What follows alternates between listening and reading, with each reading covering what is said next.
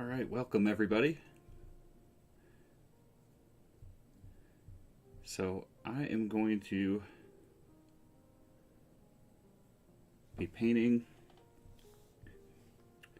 this mountain landscape study, and what I'm getting started with is just a sketch.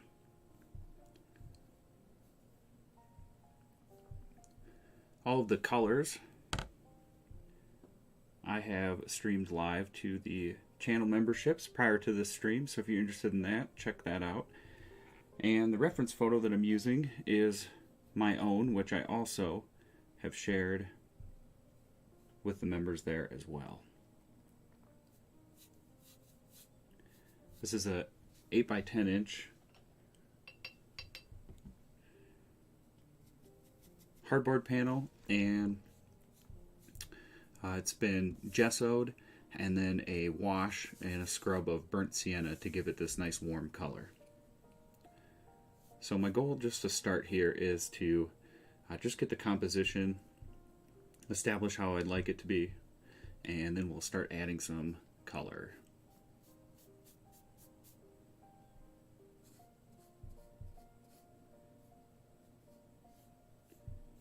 This is a spot that we hiked to a few years back and spent the night. It's just a beautiful location, and I've always wanted to capture this.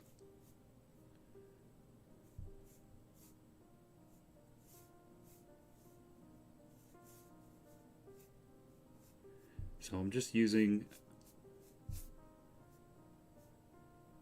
some thinner with this kind of amber color to sketch this out in the beginning. All of the colors on my palette have had liquid and impasto as well as thinner mixed into them.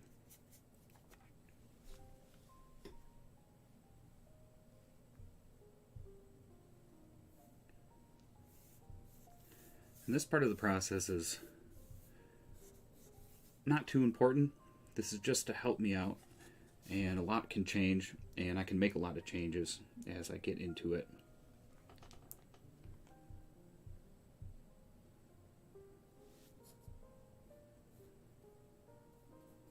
So these smaller studies is something I used to do a lot. I used to do a lot of daily artwork just to exercise my techniques and work on how I do things in my other parts of the process, and so I'd like to get back to that. So I think that I'm going to make this a regular thing, and I've got some 12 by 16s as well.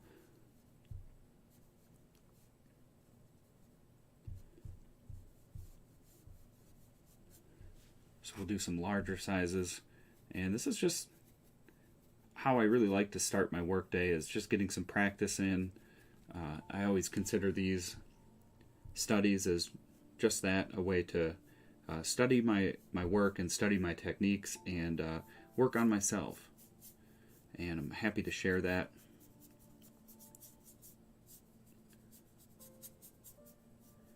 And towards the end of the video, a little later in the process, I will get into some of the live chat, and we'll do a few Q&A questions.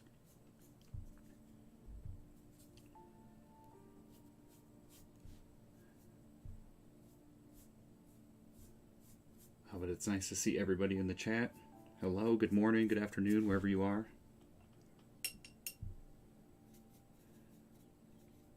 When you hear the tap of the glass, I'm just rinsing off my brush, getting some more of the thinner.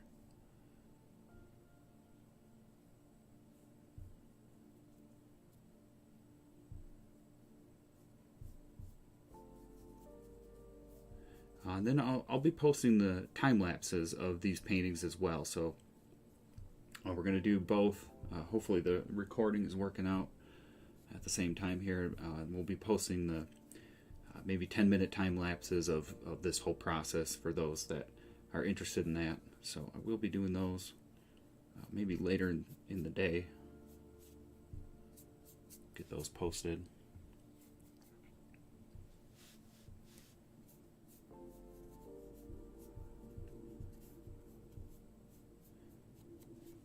So this is just a really good way that I like to start my work, any work, is just to kind of sketch this out. And all of this can be removed. I have a makeup wedge off to the side here, and I can kind of manipulate that. A little stain from some other color. And so that can also, anything that I add here is just a guide and can really be altered.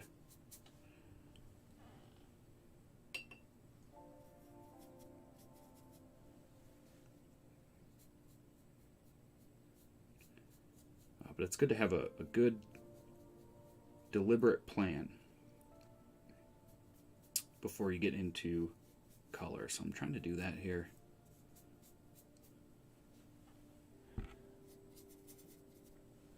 Try to be very precise with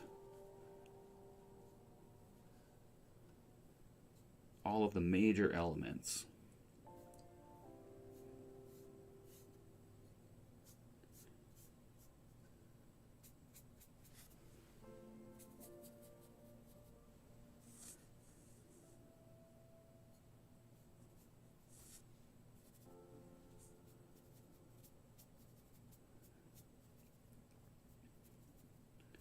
So starting with a wash and then get into some thin layer of color and then build from there.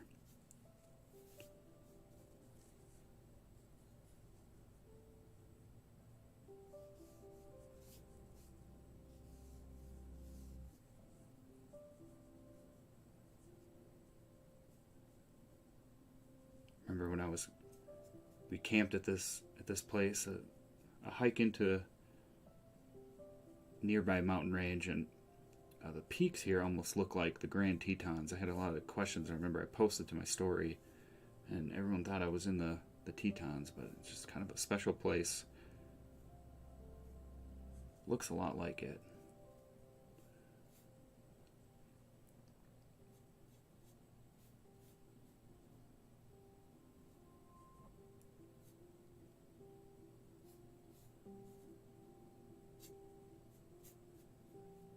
Big old rocky cliffs.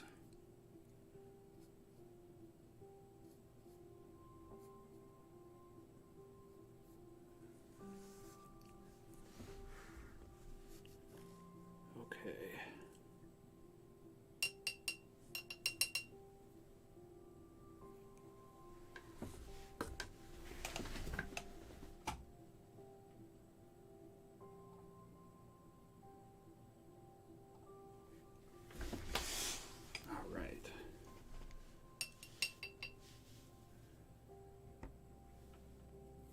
Keep going a little bit more with the reflection in the water. Just make sure my horizon line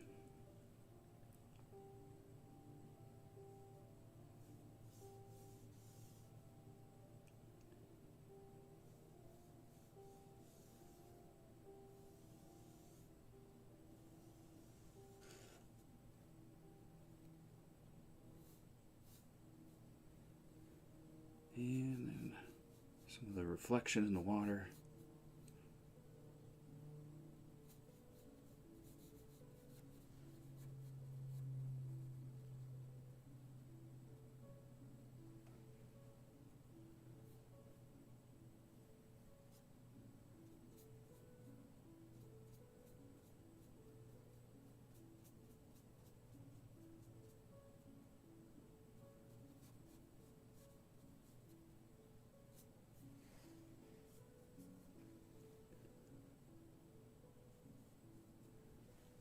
Water is going to be a little difficult, but if I can just get a good structure and composition of that,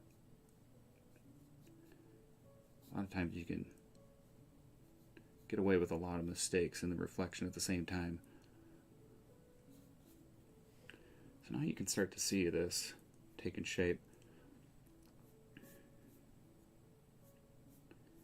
Almost there. So it doesn't need to be fully covered. I never really feel like I need to get everything in place, but as long as I got an idea of where everything should be, it's usually about good enough.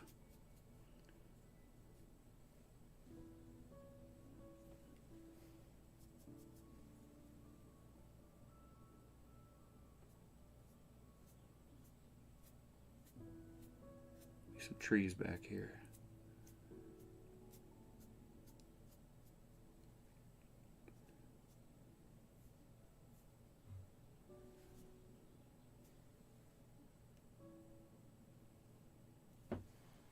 Okay, so I'm going to just set my brush down, and I'm going to take all the paint on this is dry. It's old, but I'm just going to keep using it. And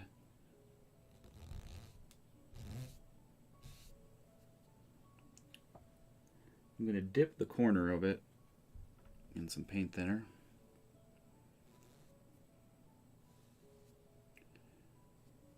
I'm just playing with a couple things here. And I could just go ahead and make these adjustments with the paint. I just want to make sure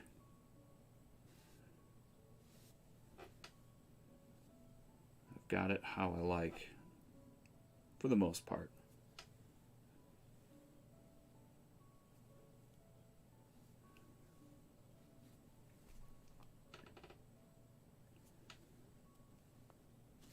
I'm just going to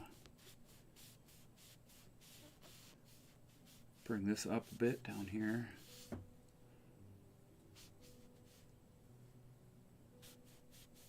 Can almost sketch with these makeup wedges.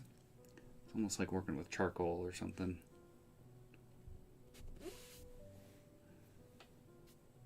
Okay.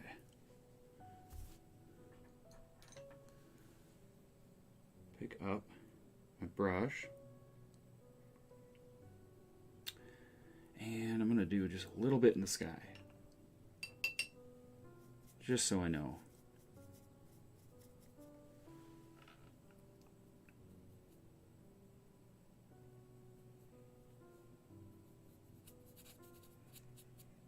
I have the sun coming from this direction down here.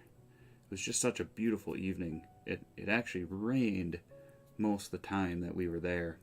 And we got set up. Got our teepee tent set up. And just as we were about ready to get some dinner and probably just crawl in, the clouds just broke and just had this beautiful display of this nice blue sky and the clouds kind of hovering up above, blocking out the sun, and the light was just coming through. So I was trying to capture something in that realm, much similar to the reference that I took. But I want to really emphasize the colors and the light. Alright, so I'm going to stick with that.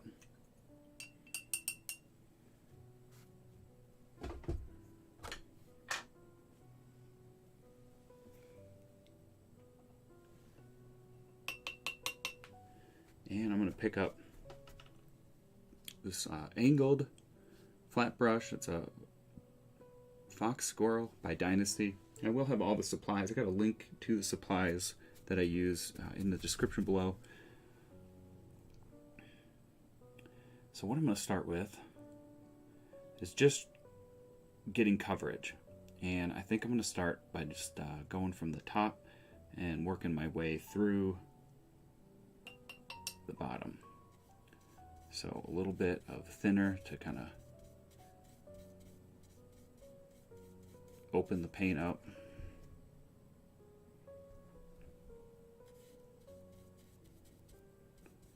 And I'm going to pick up a little bit of orange. So again, I've mixed all these colors, pre-mixed them,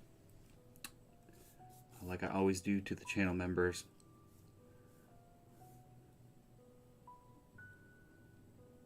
And I'm going to use this, so as I'm painting this and going on, it's going on very thin. So I'm going to be able to stack paint up over the top without it really blending together. This is just a good way to get coverage and be able to continue to work over the top of this. If it's too thick, can be kind of hard to do so.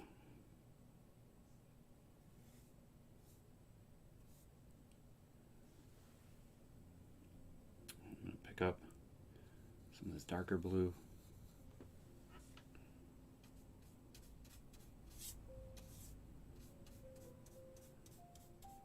This is very similar to how I might paint on location in plein air.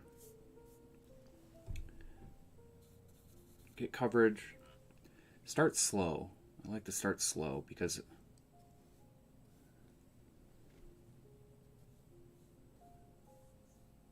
very easy to get ahead of yourself with the composition.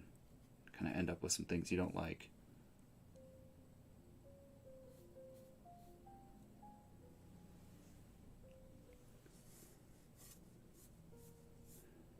I want a nice dramatic sky, so it's going to be darker up top.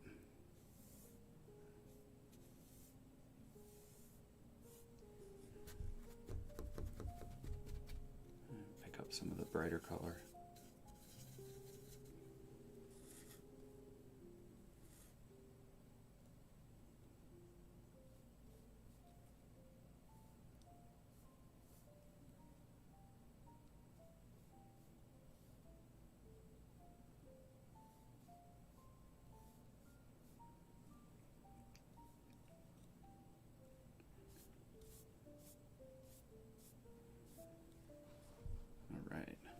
It's a good start, and that's all I'm looking to do at this point is just a little bit of white, a little bit of this orange. Just get coverage and try to maintain or restructure some of the composition.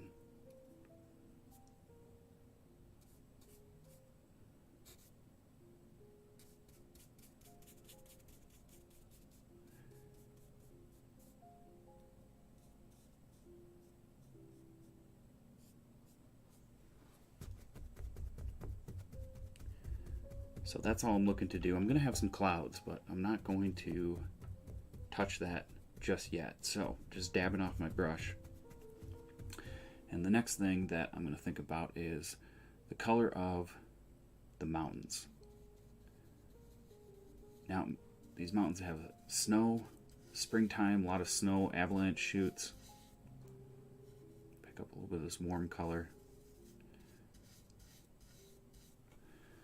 But before I think about that, I just want to get coverage. And so if I keep it thin, I can work right over the top of that once I am finished. So I'm not worried about any of the specifics like the snow yet.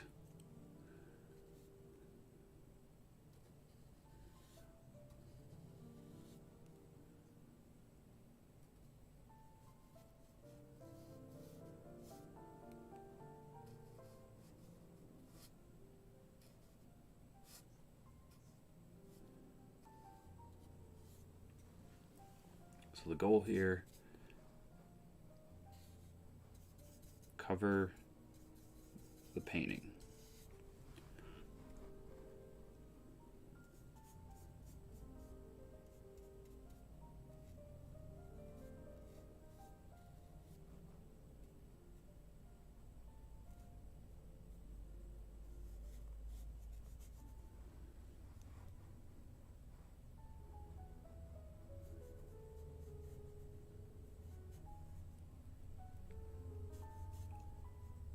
And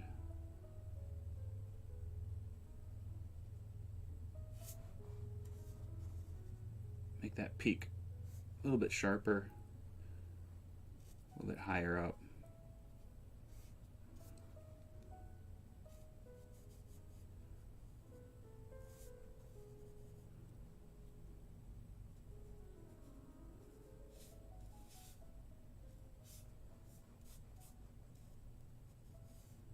Using the tip of that brush to just get some of those peaks established.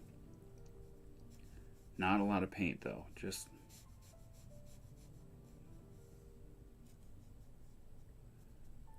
enough to colorize the panel.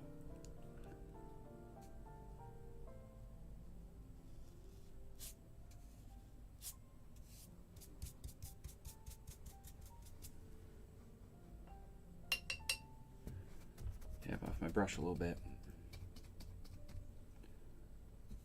Pick up some of this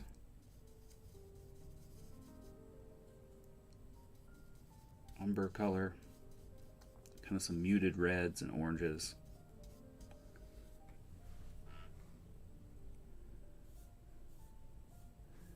And before I get too far into the color I started with, I just kind of want to get this color established. So the light's going to be coming in and kind of shining off this area.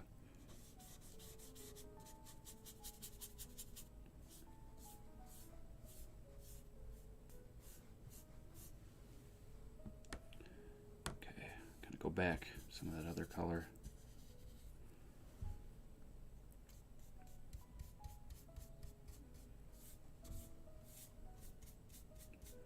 Again, I just kind of shut out my mind, forget about the snow, all the small details, just get something covered.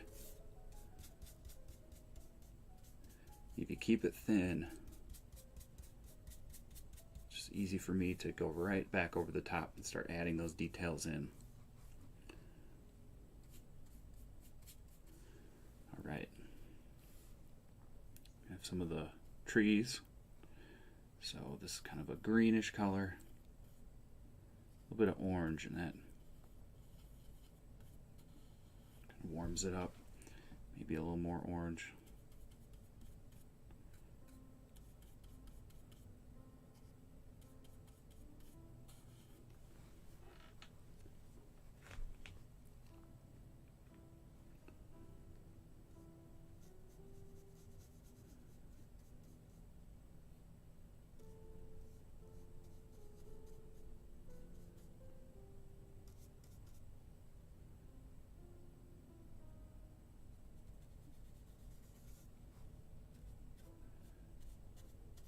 Just kind of lift that up.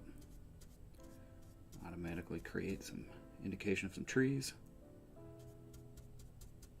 And then just really think about that horizon line. Try to solidify that. Start a little bit higher than I think.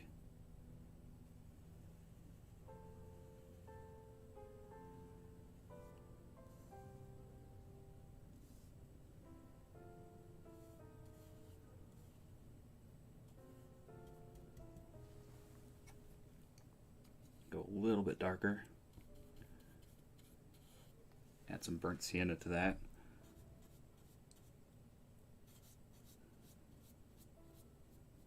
That's why I like that angle, because if you kind of hold it like this and lift it up, it kind of just creates those trees, indication of those pretty easily.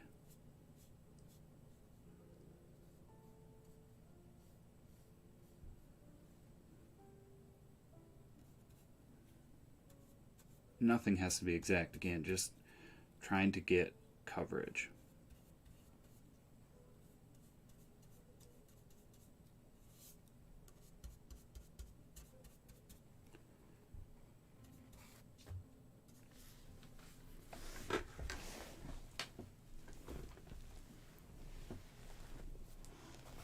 All right. Drop my towel.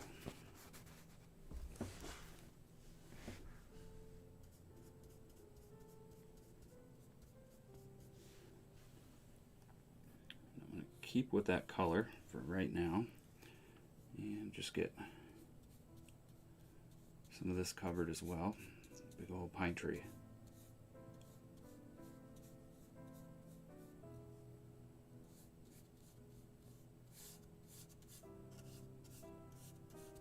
Again, just trying to take this part nice and slow. This is where it's easy to get ahead of yourself, and just don't want to do that. Just adding some burnt sienna into that kind of greenish hue. It's really just burnt sienna, ultramarine blue, and then some yellow and some orange. Kind of gets that nice greenish tone, olive green.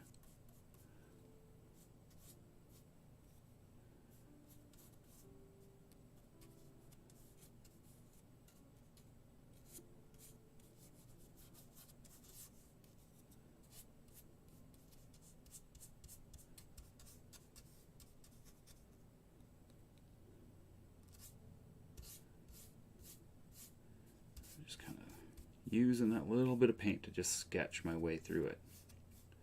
Work my way through nice and slow.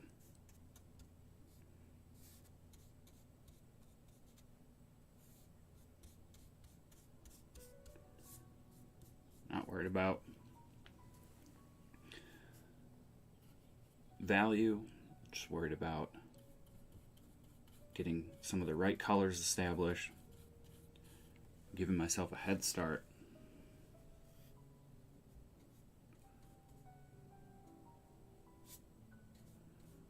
Now we're into the water.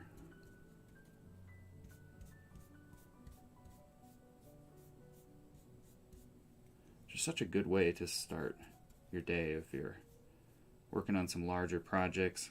I'll be working on my larger painting later today, and really gets you to think critically about your process and kind of gets you into the mode.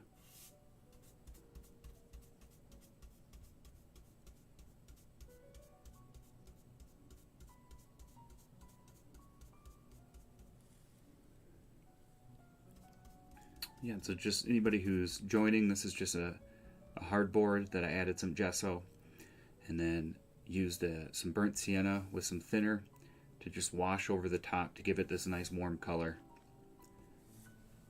Not much texture, it's pretty smooth. Gesso was just applied with a fan blender brush.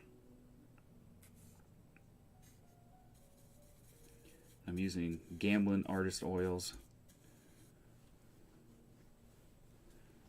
And I do have a link in the video below, or the description below, where I have my materials and a link to those anyways.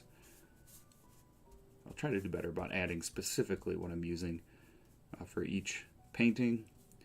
And then I'll put a description of some of the color mixtures down there as well. Maybe I'll do that after the stream is over. And then I will get into some questions. I see a lot of you in the live chat.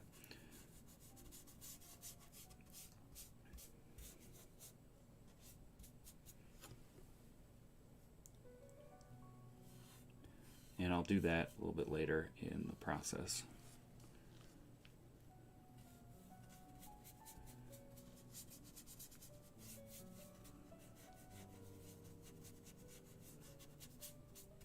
So now, just got some general ideas of what's going to be here, and I'm just looking to continue with this coverage and just get it done. Sometimes it's a hard thing to do. It's easy to want to just get right into the colors that you see, but sometimes it's better to just fill areas in.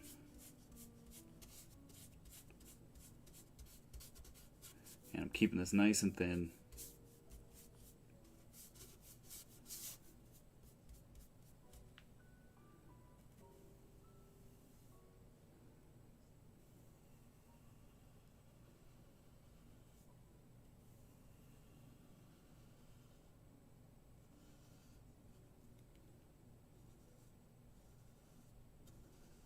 And by keeping it nice and thin, all of this is just becomes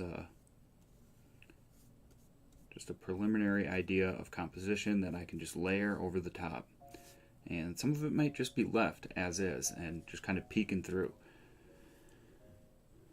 But don't need to be too precise with that quite yet.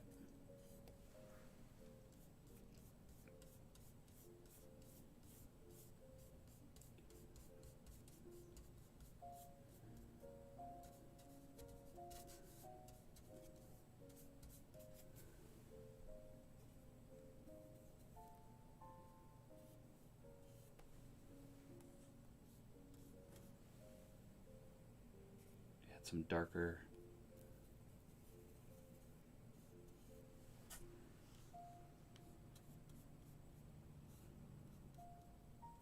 a nice umber color, some burnt sienna, ultramarine blue, a little bit of orange in there probably.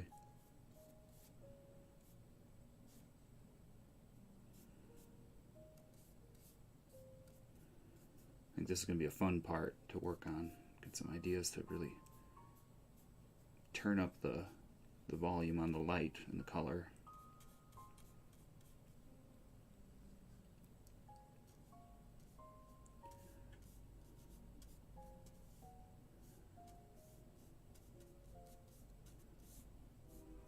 Okay.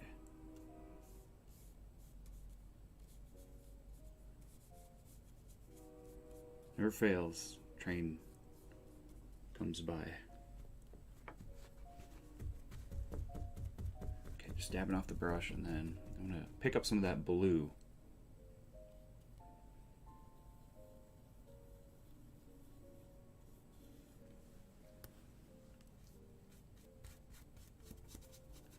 Yeah, that's about right. Just dip my brush in a little bit of thinner, kind of loosen that up.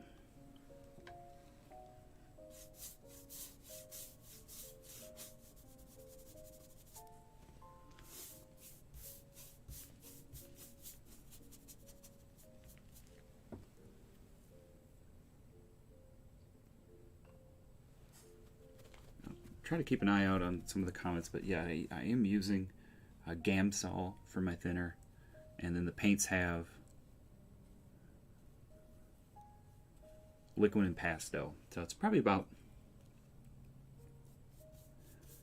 15+% medium to paint, and then just take my palette knife and just dip it, and then add a few drops into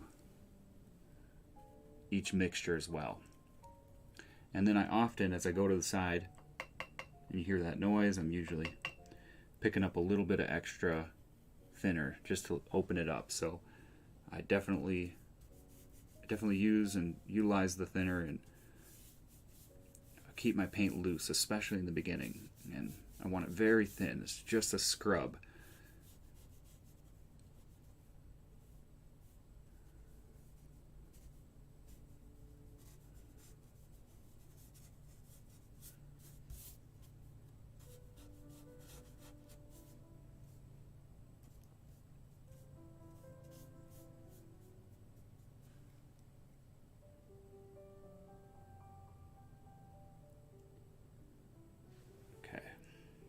Pick up kind of this warm color. So my brush is just kind of getting full of all these colors, but that's okay. It's just, again, it's just about getting coverage. It's about getting a head start on composition and color.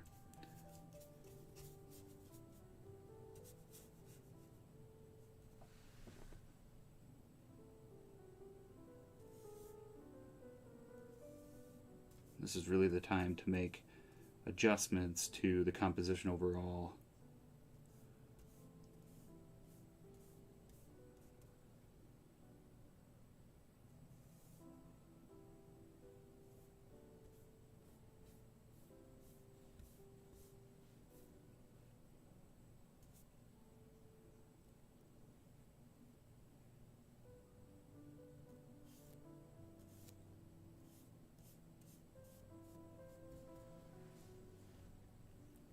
Okay.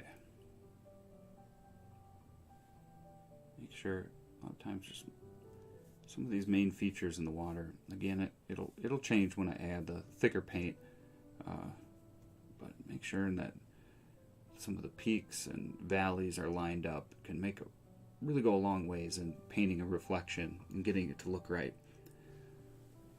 I'm gonna pick up some of this lime green color, which is just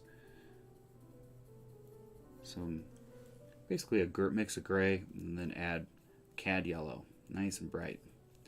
So we're going to have the light really coming into the trees here.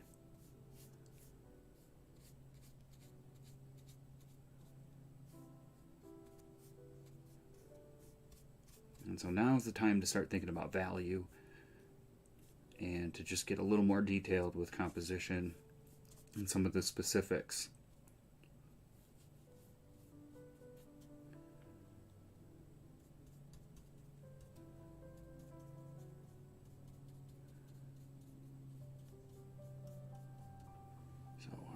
Goal here is to just wash my brush off. Goal here is to start getting some of the darks established and some of the lights, and start to get those to really shine, and just kind of take it from there. So I'm going to take some of this more of a black color, kind of just mix it in right with some of that burnt sienna, some of that greenish hue.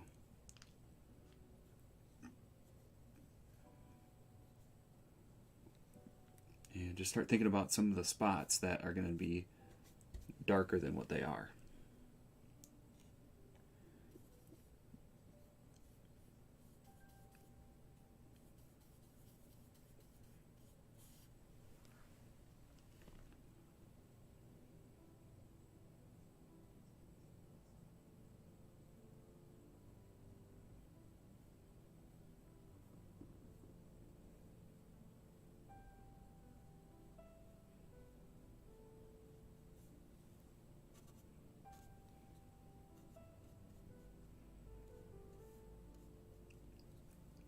Again, nothing at this point really has to be perfect, just trying to get the impression of all those details and things in place.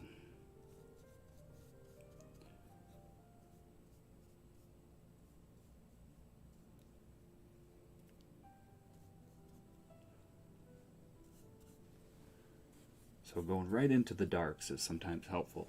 It really starts to set the composition in place.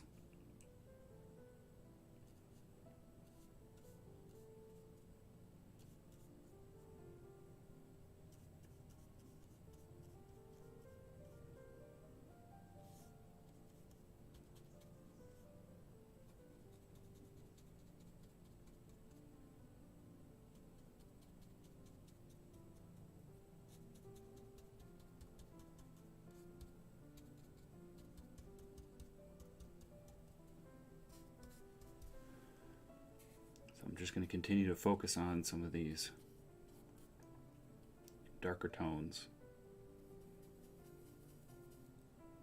Burnt sienna, kind of warm it up. I don't want it to be too green.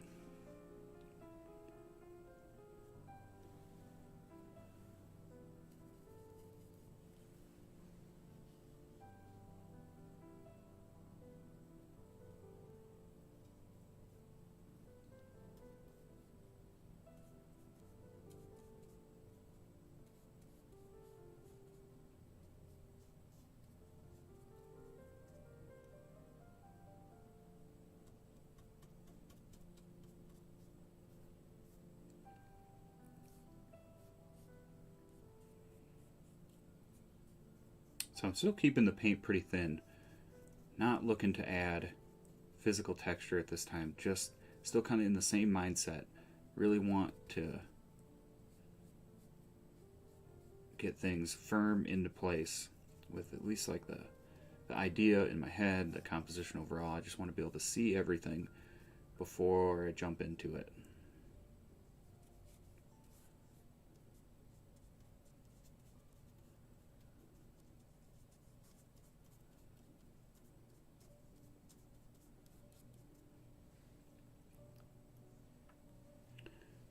Alright, I'm going to dab off my brush and I'm going to pick up some of that black, which is just burnt sienna, ultramarine blue, and I'm going to add some burnt sienna to that, keep it nice and warm. And just think about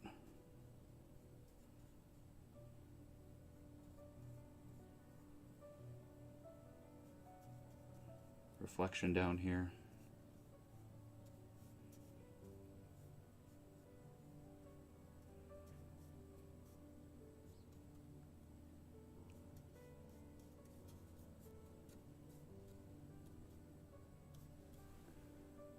More of that, a little more burnt sienna as well. I'm wanting some of the burnt sienna to be down in the reflection here because I want to be able to feel like I can see through the reflection into some of the rocks, some of the reddish brown submerged shoreline.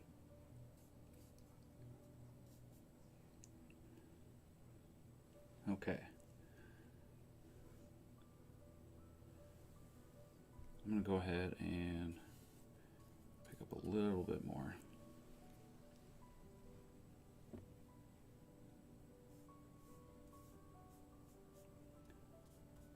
it's hard to do a lot with a bigger brush for the size of the painting at this moment. It's just about getting impressions of all this stuff in place. And I'll be switching to the dagger striper brush here pretty quickly.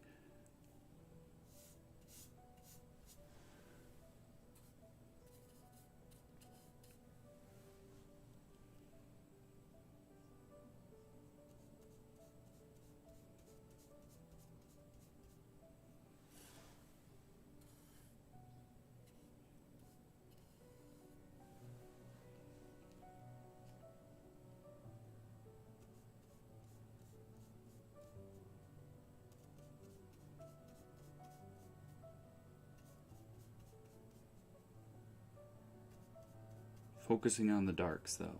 Shadows are what's really gonna just solidify everything.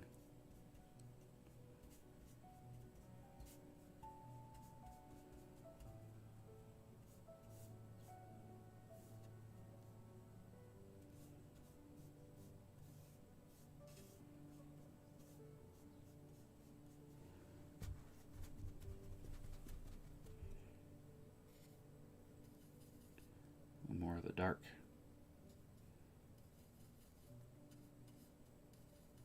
Dark colors.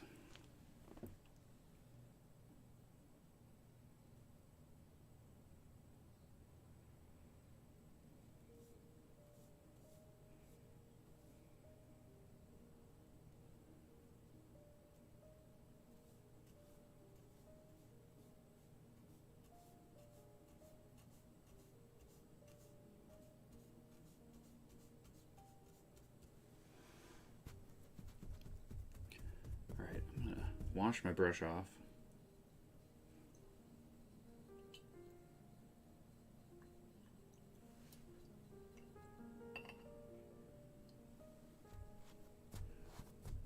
And I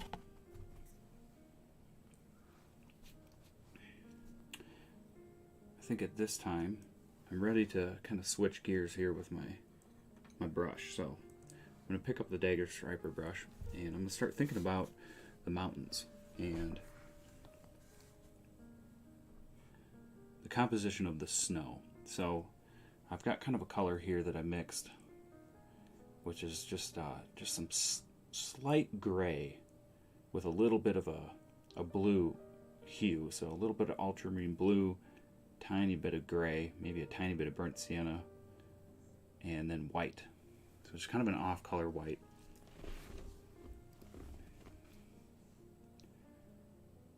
And now it's kind of the fun part. So just start to think about where the snow might exist. And I want to start slow, so I want to get ahead of myself. And I'm just using the tip of the brush to just give me the idea of where I think different parts of this is going to exist. So I'll just kind of just dance my way across. Just trying to visualize where everything should be.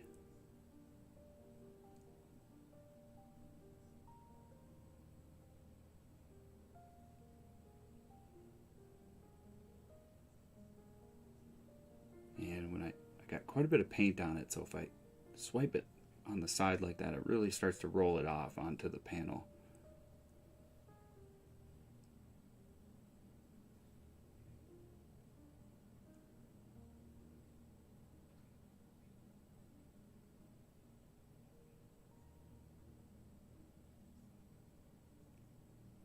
It's important to pay attention to kind of the structure of the mountains, where the peaks are, because those peaks dictate kind of where some of those rock slides are, where the snow kind of sticks around. And if it's not lined up properly, it sometimes just doesn't look right.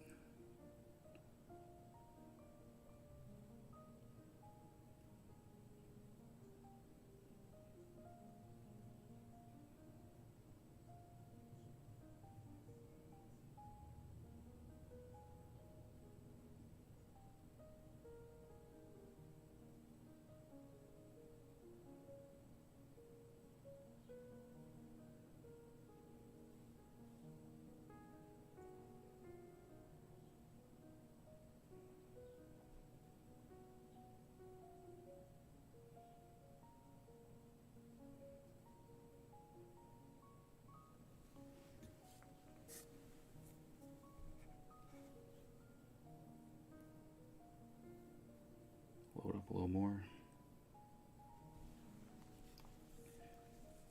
It's a really difficult part of the painting. There's just so much going on. And to capture that with enough detail to make it feel right, but without overdoing it, it's a hard thing to balance. Slow in the beginning and really being critical about and really thinking before you make that impression. It's important.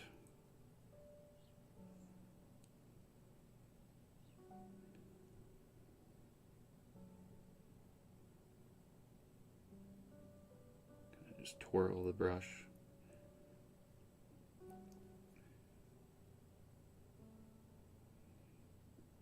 And of course, nothing has to be precise.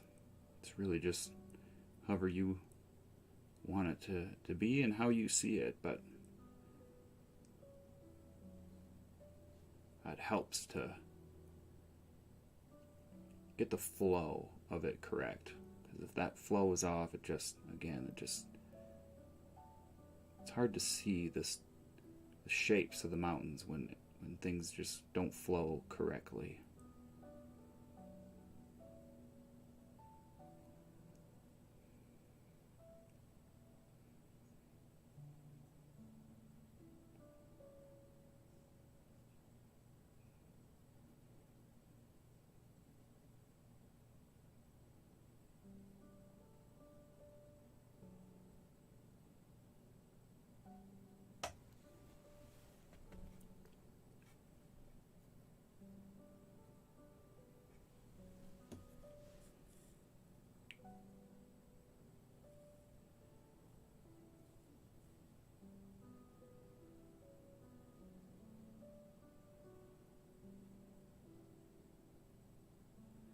So now as I work at this, what I have established starts to just become some of the rock structure, and then that's just kind of automatically painted, so you just kind of reveal.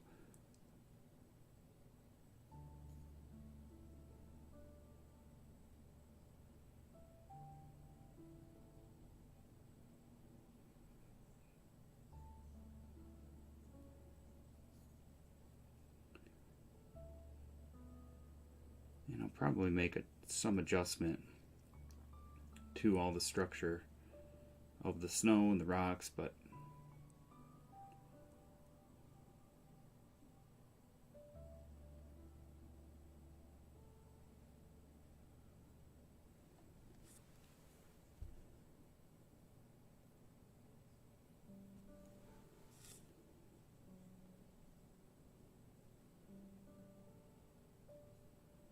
such a complex little area that this is, that can really throw oneself off.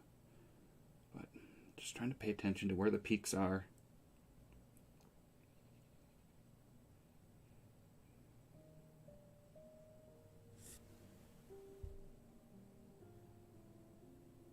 Again, not as much. I'm not using the thinner as much because I want this paint to stick over the top. And it just kind of automatically just covers anything up.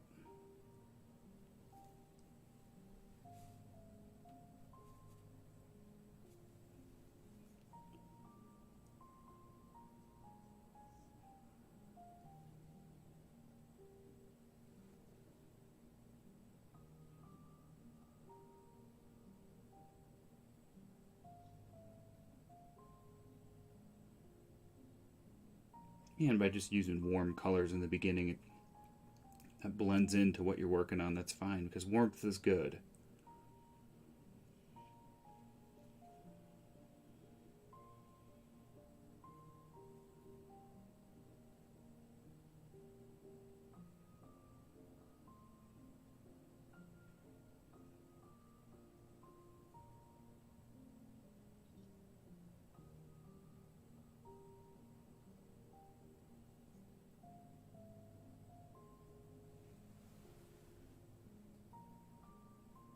say it's probably the most technical part in a landscape is when you got snow like this. It also just makes for the kind of the coolest part too.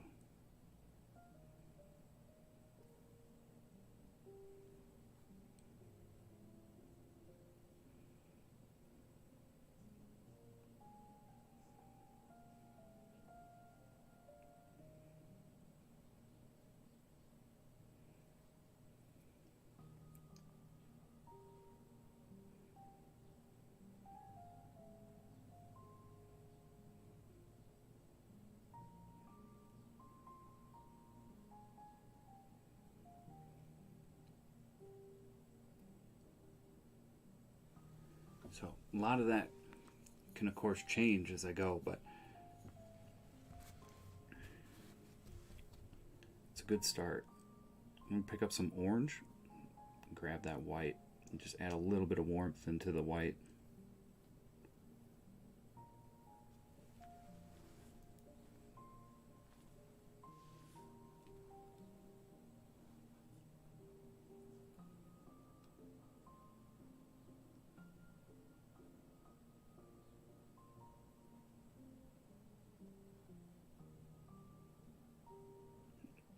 And I'm definitely going to go back over some of what I just added. But it's all about taking small steps, a little bit at a time, and not getting stuck on one specific area. Because when you do that, sometimes you just create a little more work for yourself than what's actually needed.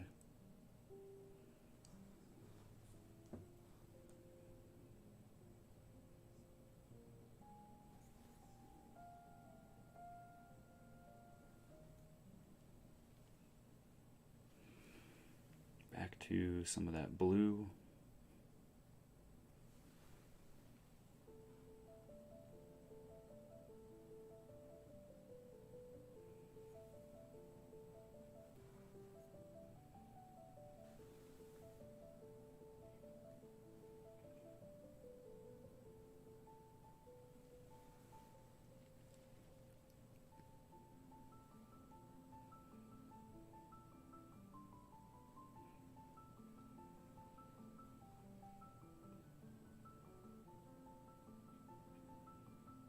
Nice bank of snow right along the lake.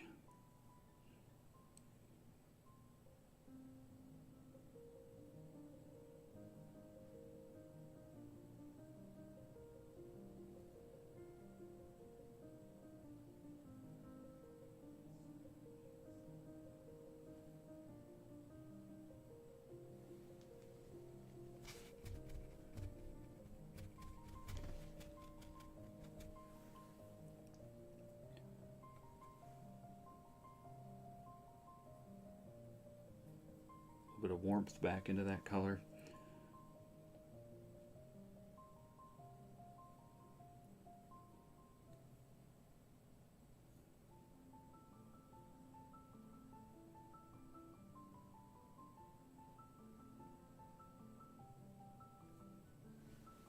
And I'm going to pick up that warm color.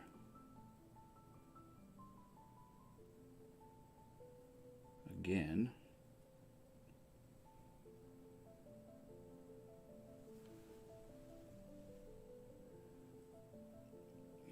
Spot that's just kind of hitting the sun, hitting it right here. I'm getting a little ahead of myself because I want to get into that thick expressive paint, but just not quite ready. But I do want a good idea of the snow up here.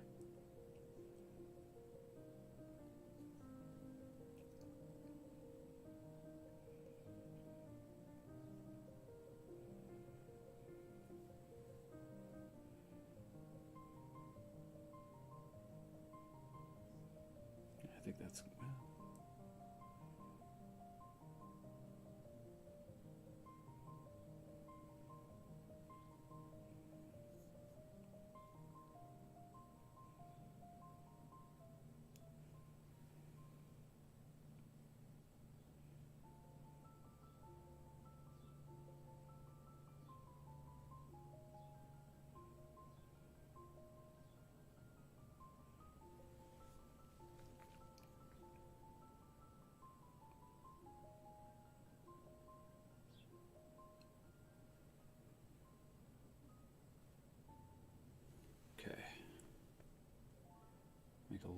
adjustment. I think I can bring this snow.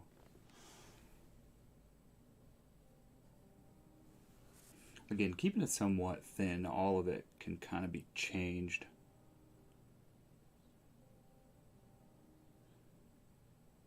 At any given time. So I'm never putting myself in a spot where I feel like I'm stuck with it.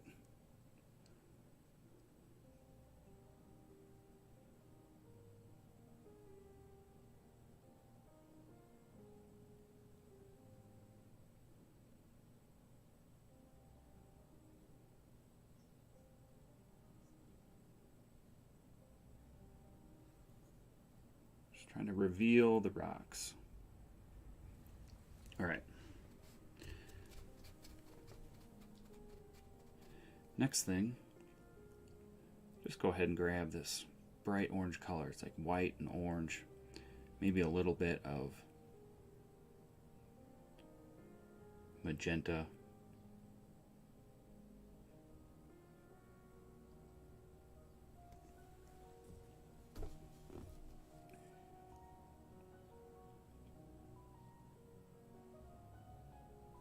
A little more magenta, perhaps.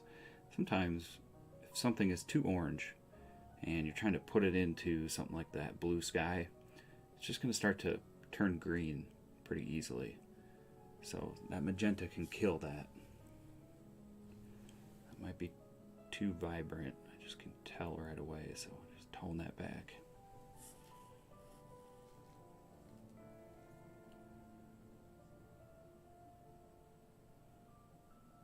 And some nice clouds.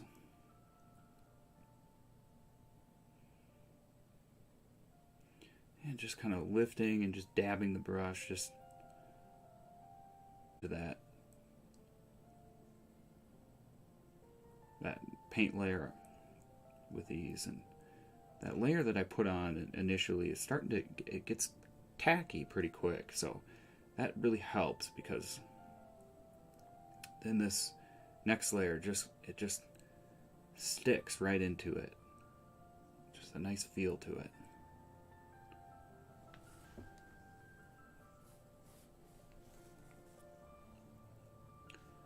And while I have that color,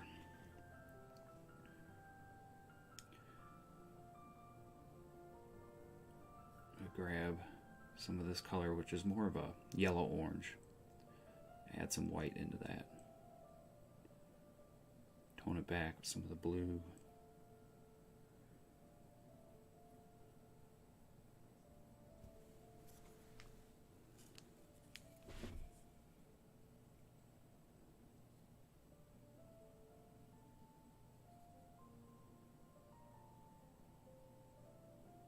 Really see that sunlight hitting the shore over here.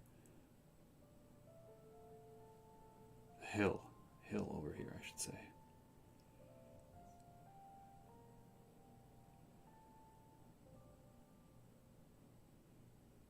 And then we got some rocks kind of standing upright.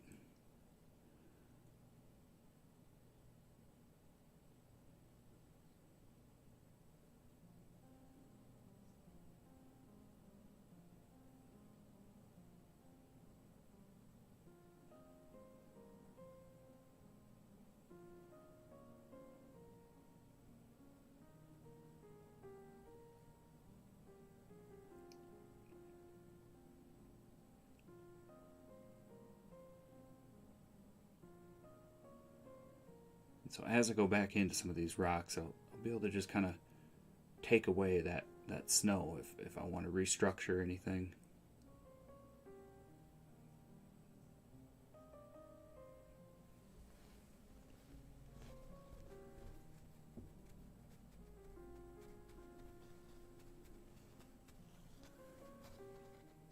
All right. I'm going to wash the brush.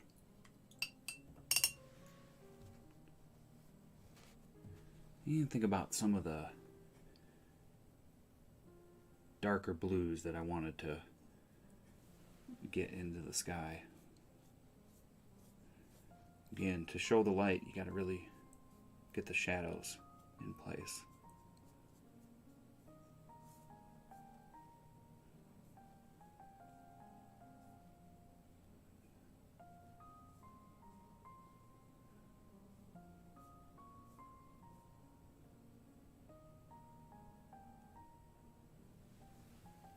Pick up some of the lighter blue and kind of just use that to blend into itself.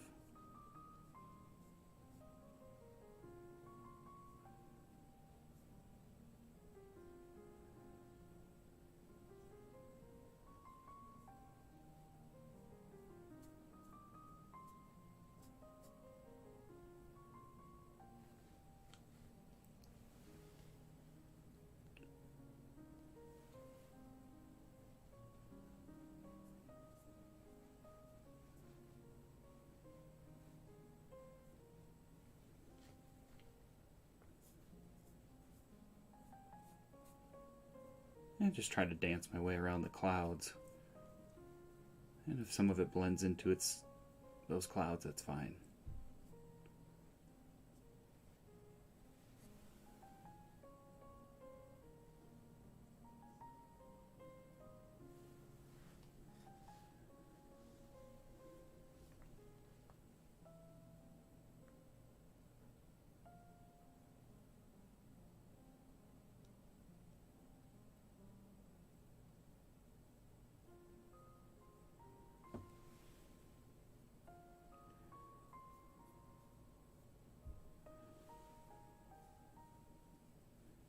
Mix that lighter color and just blend it right in. Just try to get a nice smooth blend, but it does not have to be perfect for sure to look right.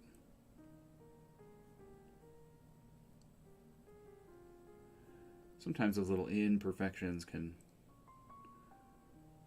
really help create some cool effects. Kind of just lets the viewer's mind run with ideas.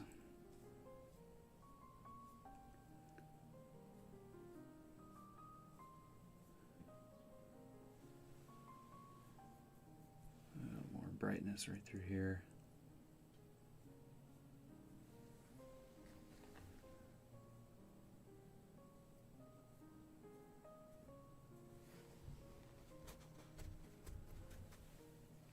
And then I'm going to pick up some of this darker blue and try to, while everything's still kind of nice and wet, try to darken up the top edge. Really create that dramatic contrast.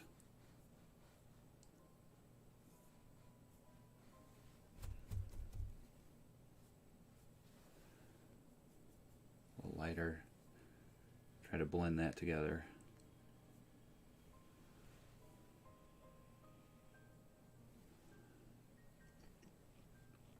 And then on that note of brightness, I'm just going to go opposite in the sky.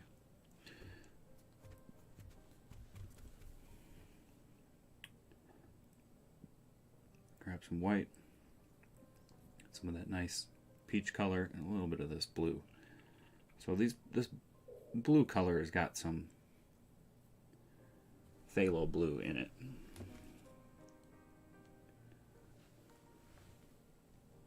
And that's what kind of gives it that turquoise feel.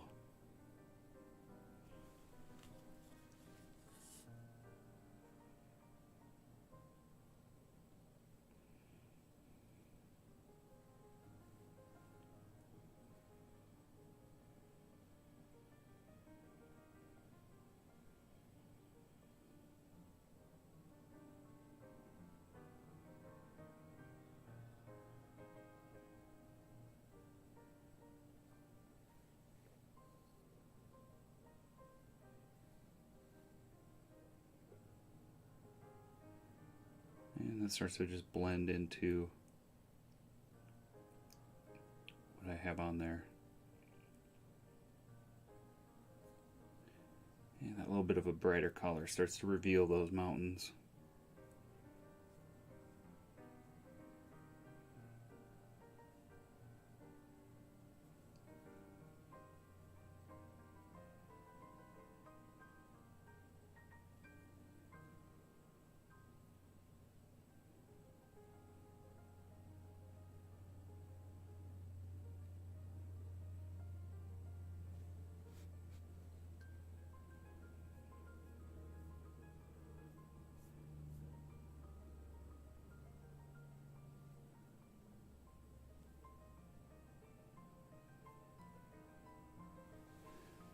just going to mix a little bit of that blue and try to just blend this together a little more,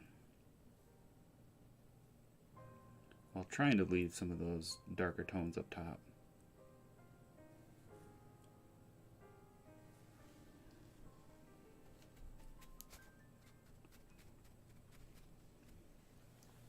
And then pick up some of the bright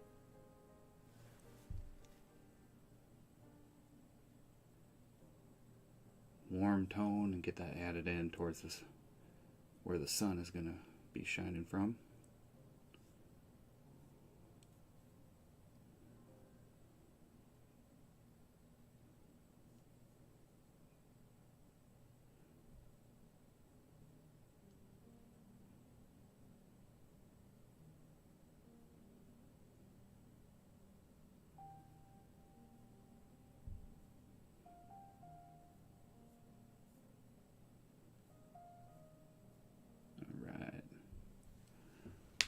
Looking good. So let's get into the kind of the sun itself.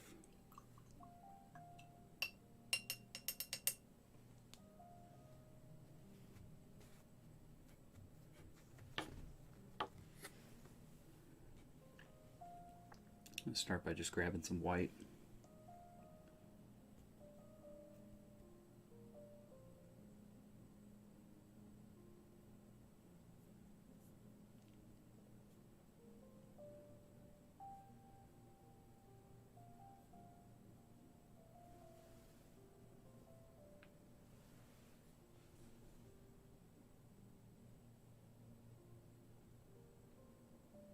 And it's not super thin. I'm starting to get confident with what I'm after, so I'm starting to just ramp up the load on my paintbrush just ever so slightly.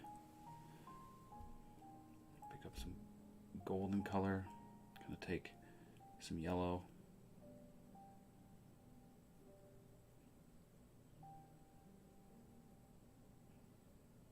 A little bit of orange.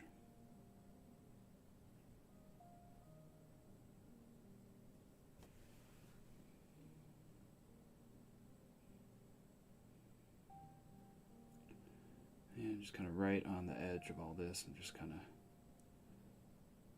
getting that color.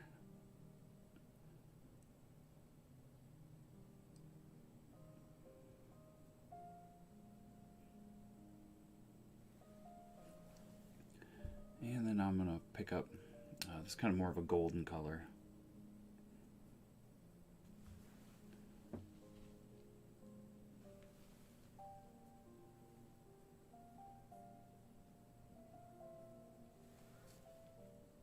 It's more of like a dirtier orange.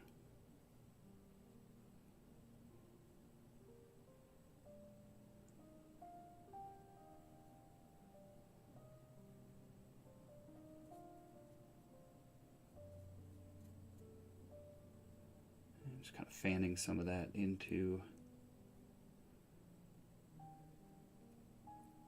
the surrounding areas a bit. And then I want this to be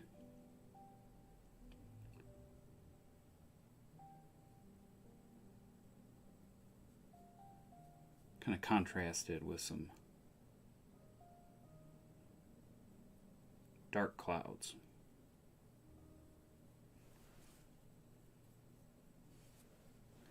I'll start with that color.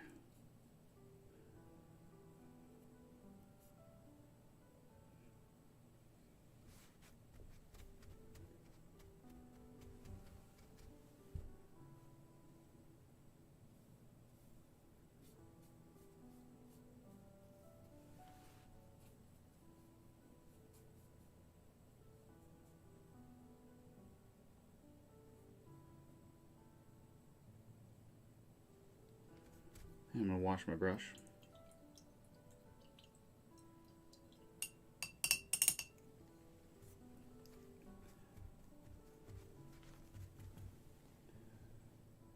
And I'm going to try to get this to blend together a little easier.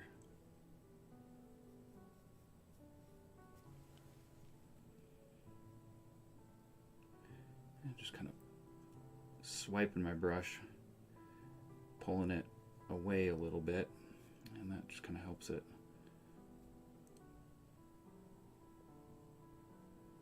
give it a nice smooth look.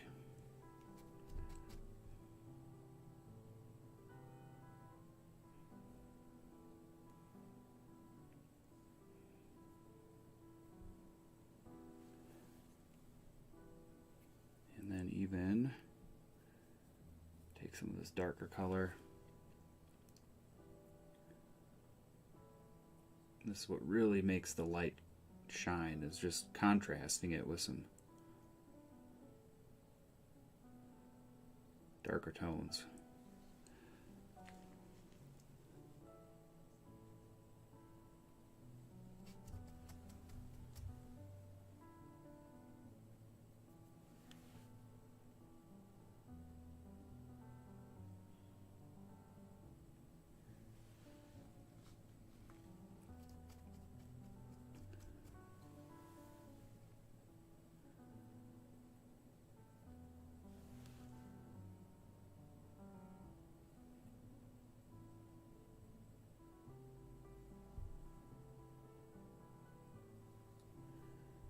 Just wash my brush again.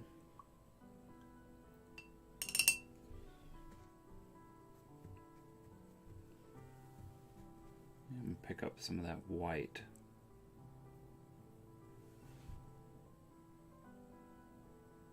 I'm just going to go right over the top of some of the edges here.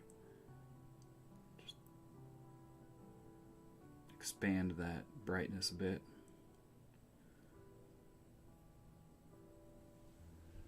All right. Those clouds up in the sky I also want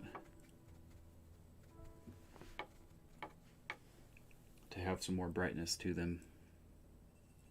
So I've got some yellow, kind of this peachy color, orange.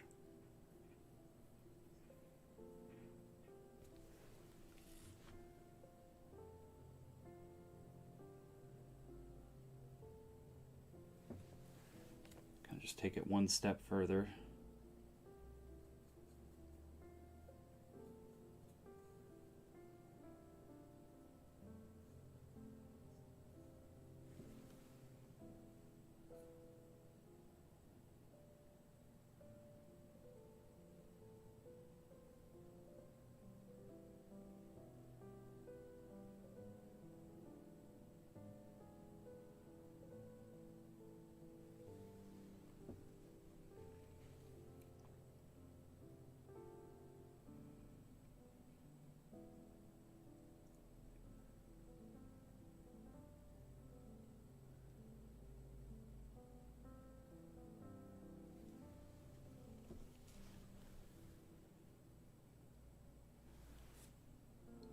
Pink. All right.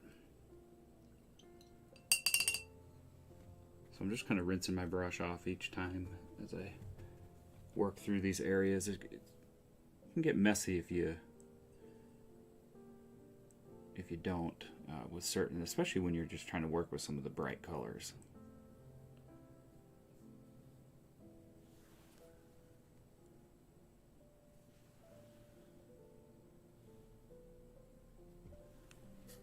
Blue. Gonna get underneath the light here. A little more of that blue.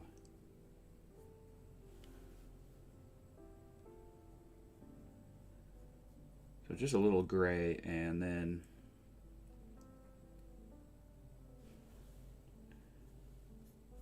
just by adding some of that blue, it just kind of tones it back, just darkens it enough to where creates that nice separation between the white.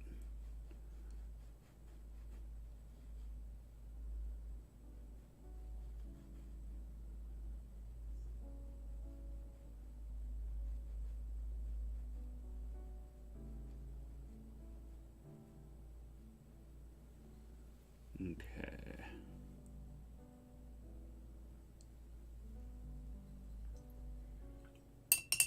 Perfect.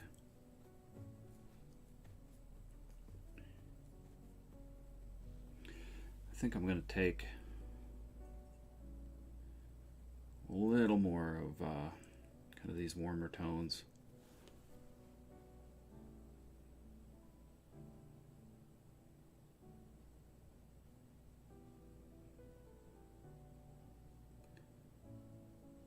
And just soften up, lighten up some of this area.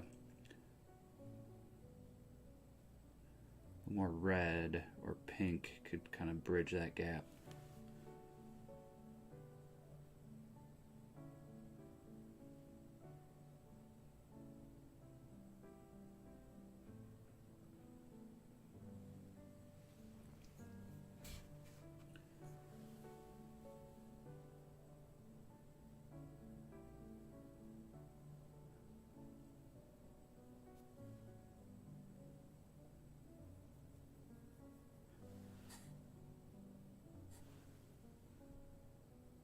A little burnt sienna maybe. Just trying to find that right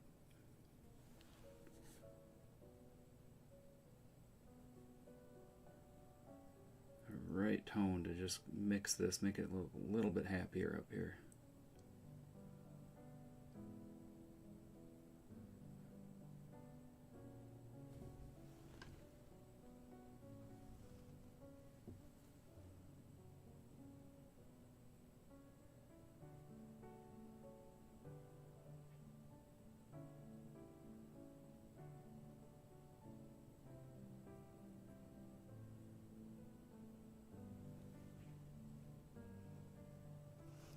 We'll just stick with that for now.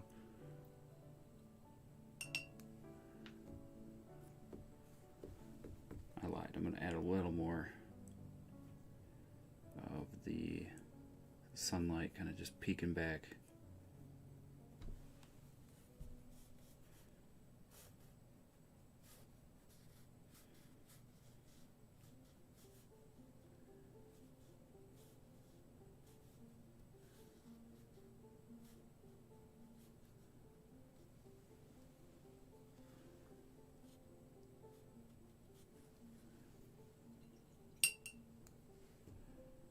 Always come back. Alright, now just looking at the mountains. I kind of use this these colors up here for some of those mountains, and I want something a little brighter.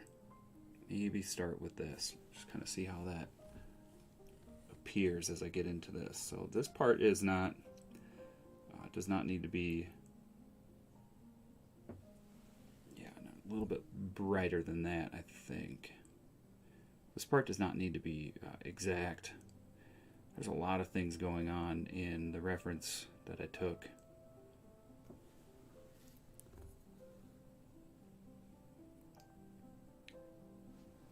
That might be too bright. But I really just want the impression of these details to be up in these mountains.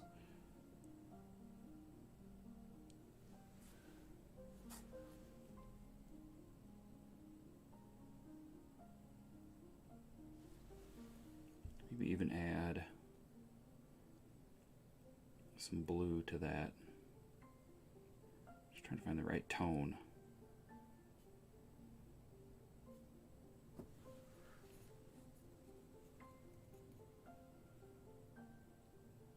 Yeah, that's about right.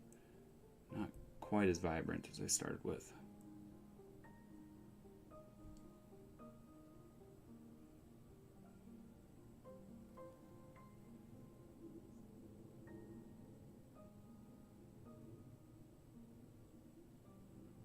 And I'm just ever so slightly just dropping this color onto over the mountains. Just getting a nice roll on my brush. It's pretty subtle, but I think it goes a long ways. It makes a big difference.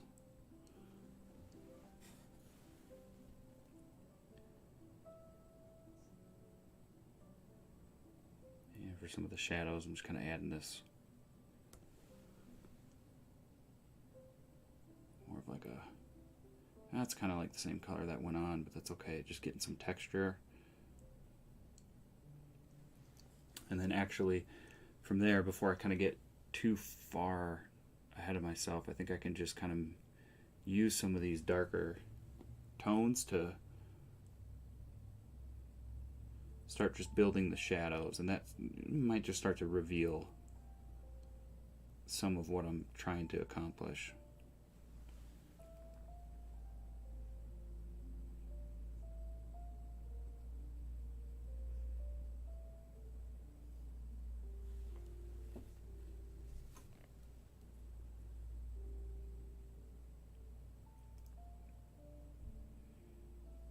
Yeah, just a little darker.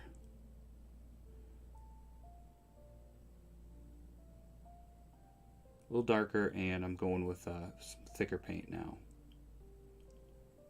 And I'm starting to think about the shadow. So that initial color, this is where that wash that I got on initially just kind of becomes, maybe I kind of use it to create some of the highlights by just exposing some of the shadows.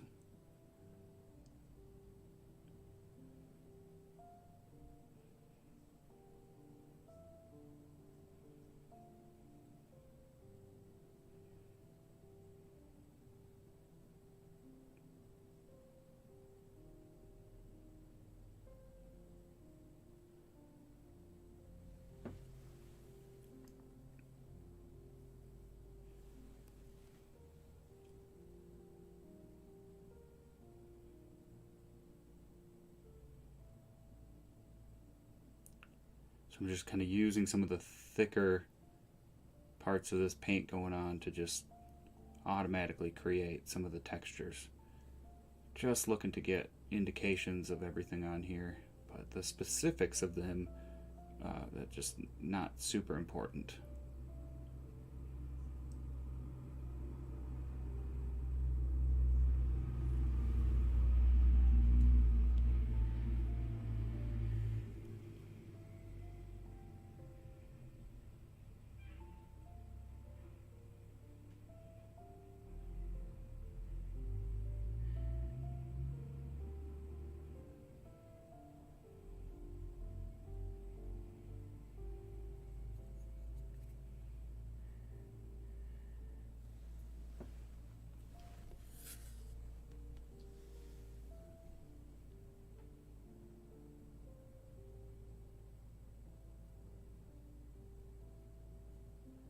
Kind of swirling these three colors together. One's got somewhat of a violet feel to it. They're all pretty just kind of gray, but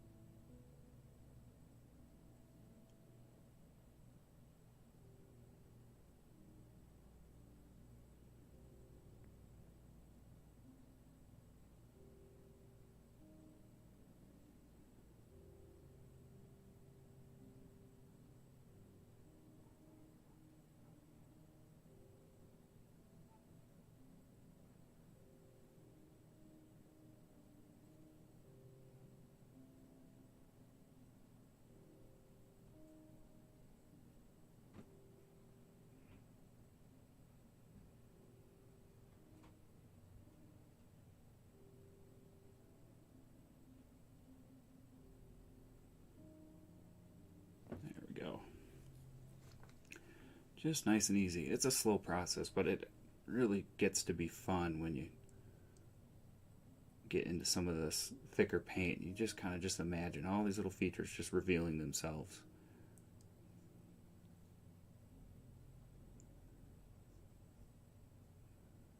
This is really when things start to come together.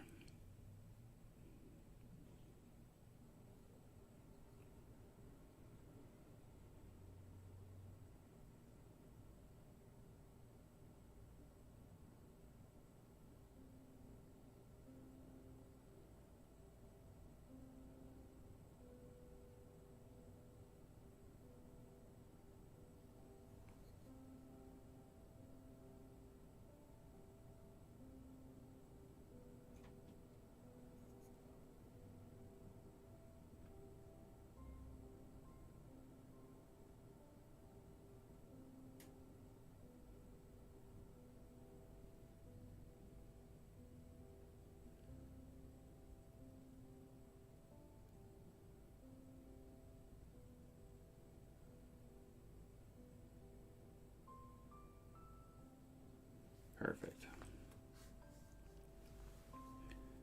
Add a little pink to this. And start working at some of the mountains over on this side a little more. I want them to be brighter. Maybe like that.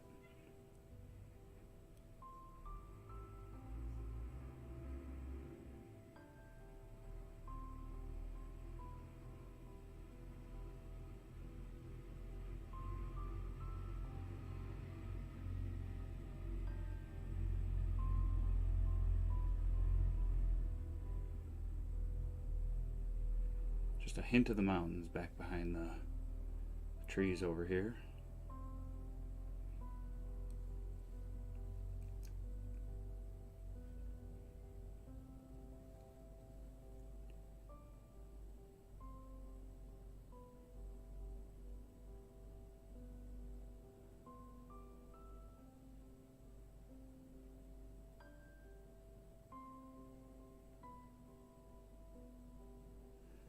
Working my way down through. Okay. Wash off my brush a little bit.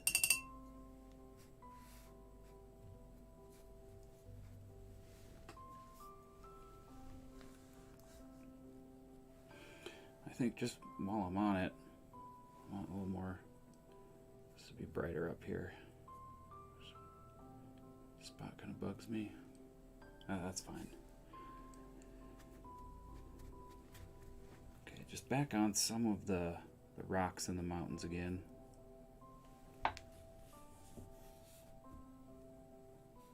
This is where that sharp point can kind of come in handy. There's some of these features I want a little more rounded, a little cleaner.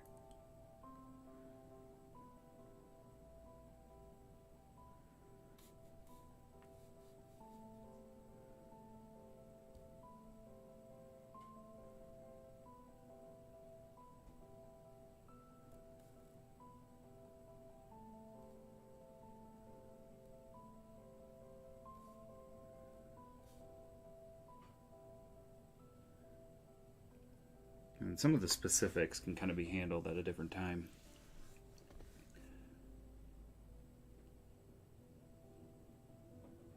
Maybe after I step away from it for a while, I can come back and just add a few things, adjustments.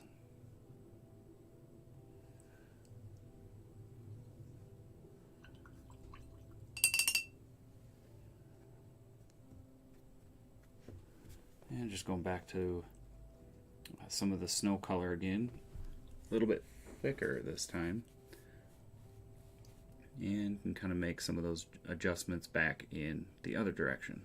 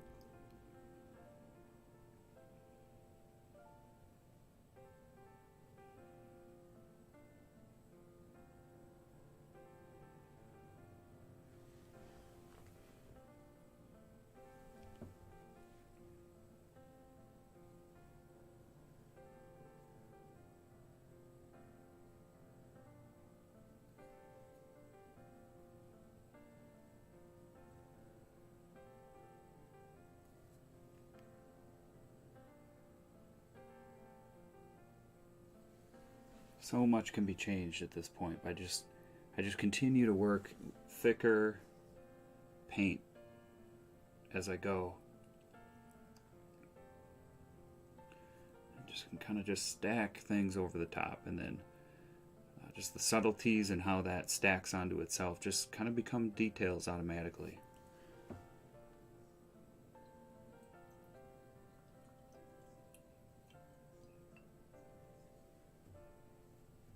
Hey, thanks, Chris. I appreciate the super chat. Yeah, I have painted. I used to do mainly just animal portraits. Some of the older work, I think if you dig deep on some of the original art pages on my website, you'll find some of those portraits, or maybe further back on my Instagram. But I have done a lot of animal portraits. I used to do a lot of that. That's really how I started out.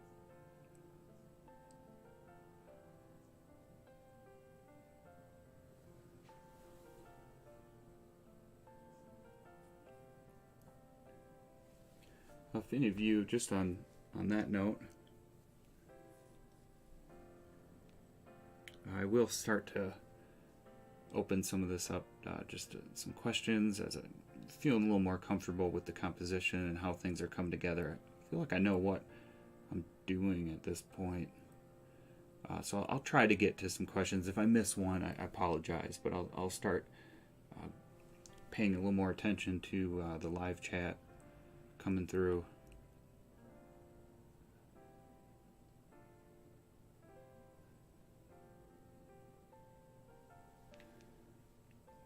Chuck, do you go by the feel of the paint to know if it's thicker? Yeah, and what I mean by that is just when I get into some of the thicker paint, I'll really just take the bladed edge and just grab a larger roll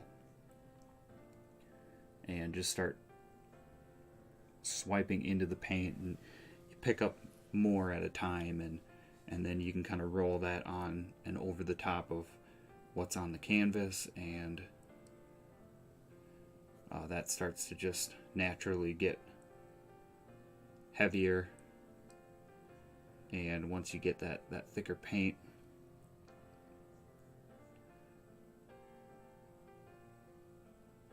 then you can start to just kind of manipulate it.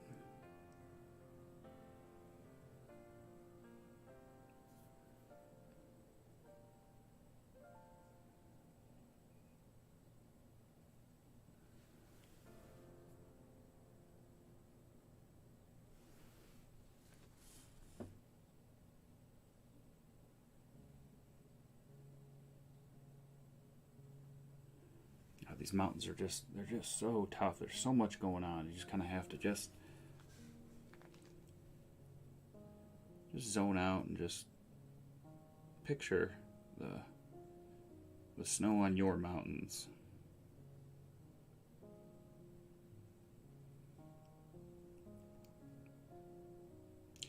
And I'm just kind of using that bladed edge and the pointed edge to just pat on different details.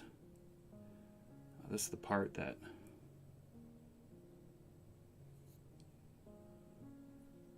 can really bring things to life. You don't want to overdo it.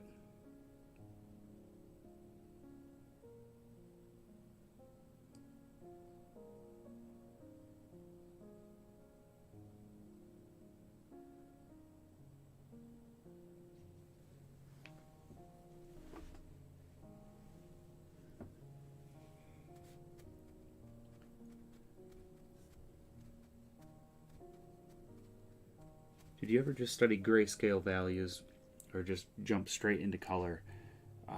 Beginning, when I first started out, when I was younger, the only thing I would do was grayscale, and mainly pencil work and charcoal work, and color was intimidating for sure.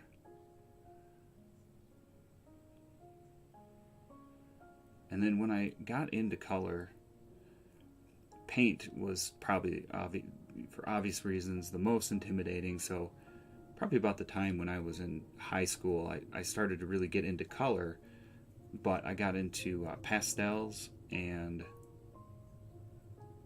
colored pencil. Just more so for just the fact of it being pretty easy to learn and get into. And then when I started picking up paints was actually when I first tried to submit an entry for the federal waterfalls stamp. And that's really the first time that I started using paint. And I started with acrylics, and it takes a long time to get comfortable with that, though. And then that was probably 15 more plus years ago.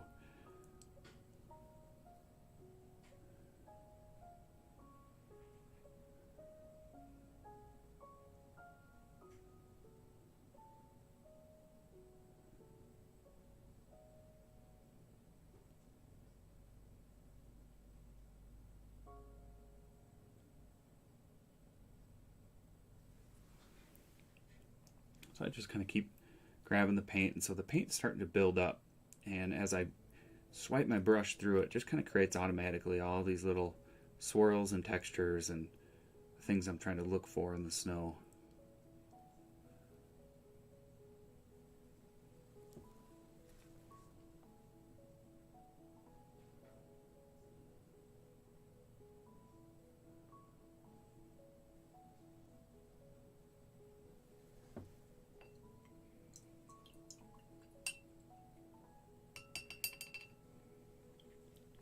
Yeah, my pastel, so the pastel work was, I started doing that in conjunction with colored pencil. And so the ones where I used pastel would be one titled More Precious Than Gold, which was a golden eagle drawing, Winter's First Call, which was a wolf howling. And I mainly used the pastels because I was trying to figure out how to create smooth blends. And so I didn't do a lot of pastel work for the detail, and I was pretty shy with how I used things like the pastels, and I would mainly use them to try and create some blurred effects into the backgrounds. And then my detail work, the subject itself, was mainly colored pencil.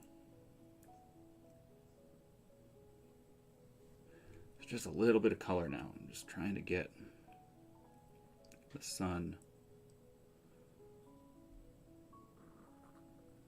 kind of show up in some of this.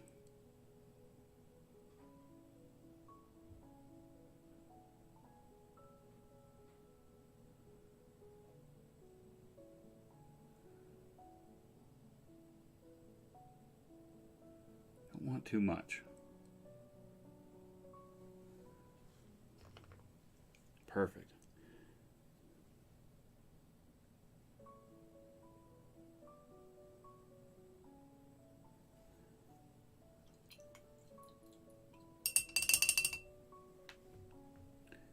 Just rinse off my brush, and I'll start thinking about some of these trees back here.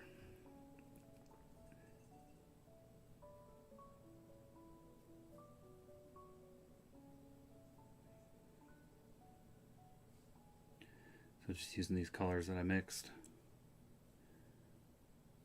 These green shades, which is just mixing grays and adding yellows into them, really. And then just kind of just play it by ear as I go.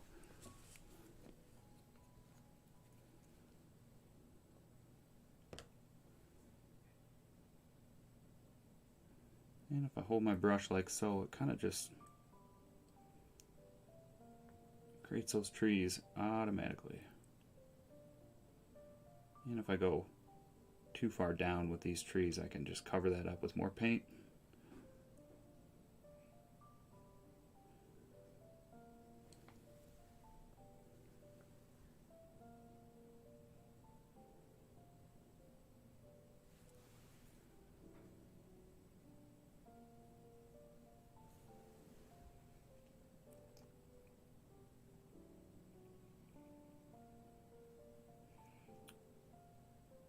So I'm never really worried about the underside as I'm doing this, because the underside is just going to get covered up as I work through it. So kind of as I work top down, I'm worried about what it looks like on the top side.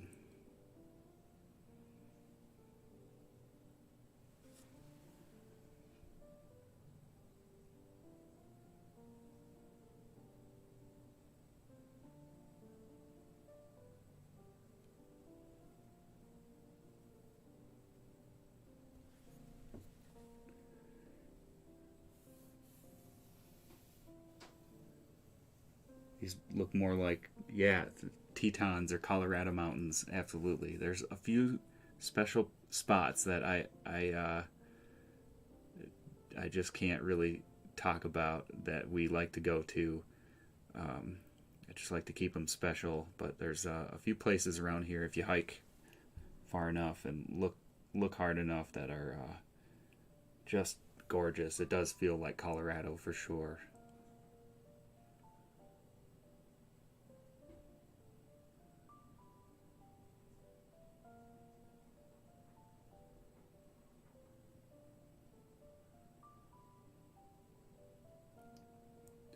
Any plans for a plein air painting video? Yeah,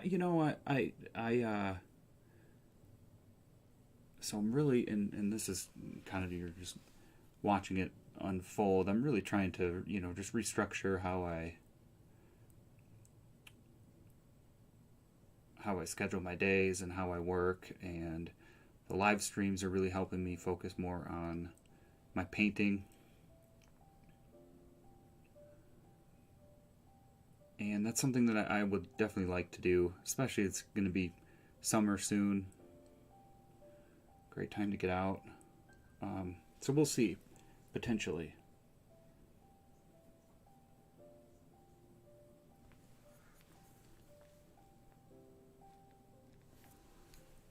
A little bit some brighter tones in here.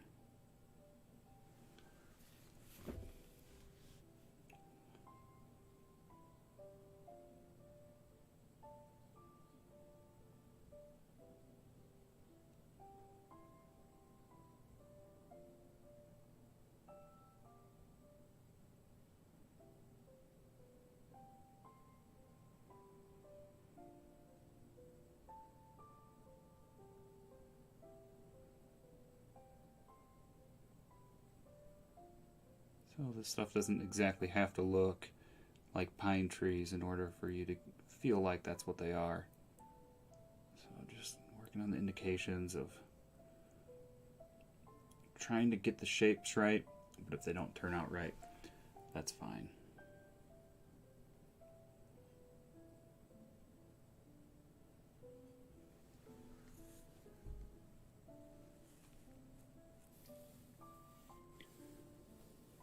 Chuck, do you suggest me practice to know how each brush movement or flow works best?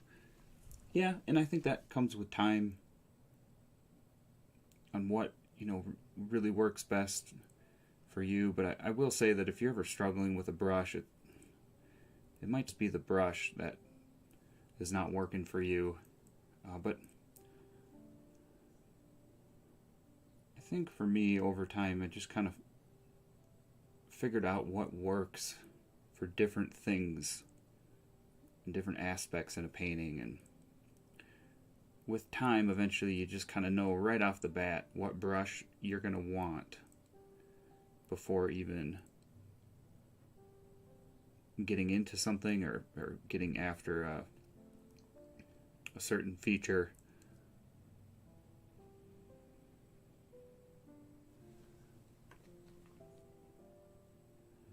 But just having the brushes accessible and trying something and just recognizing when it's probably just not the right brush and just switching. And I used to do that all the time. I still do.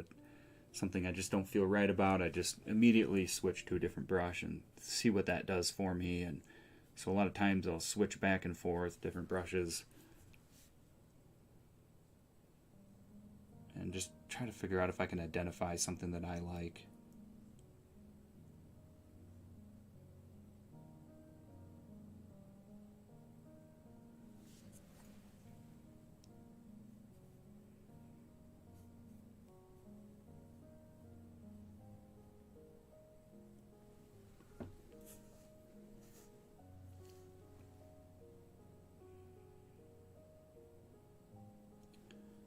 Can we paint one of your paintings? Yeah, absolutely. I'm never upset if somebody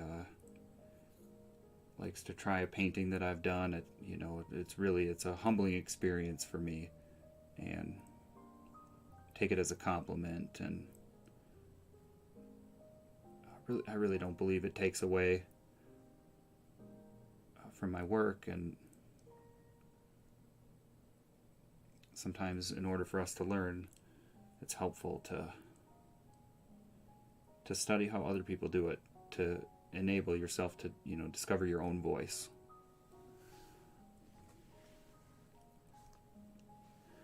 All right, so I'm gonna go right into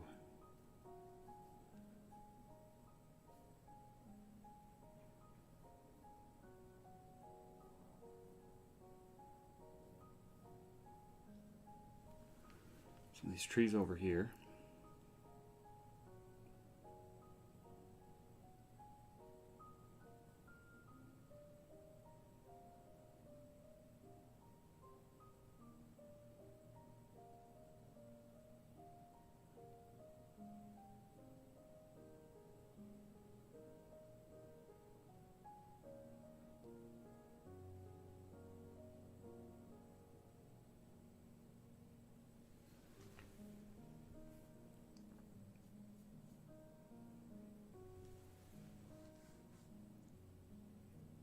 Just kind of using the backside now, get a little more specific with the detail.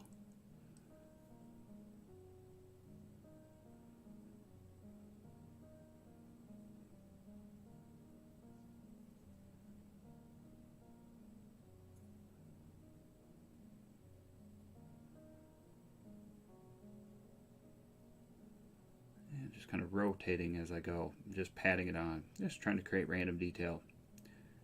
Doesn't have to be anything specific to look good. That's the thing about trees, it's just they grow any which way they decide to, and there's really never any specific way, as long as you just kind of follow how they're supposed to be.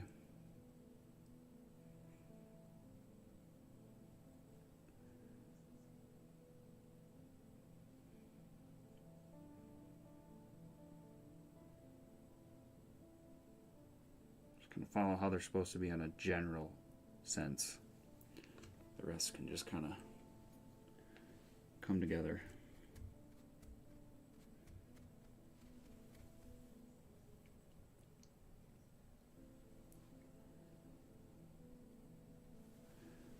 Start picking up some of the thicker paint that I got here. Ooh, that's a bright color. But I want to really show the light through here.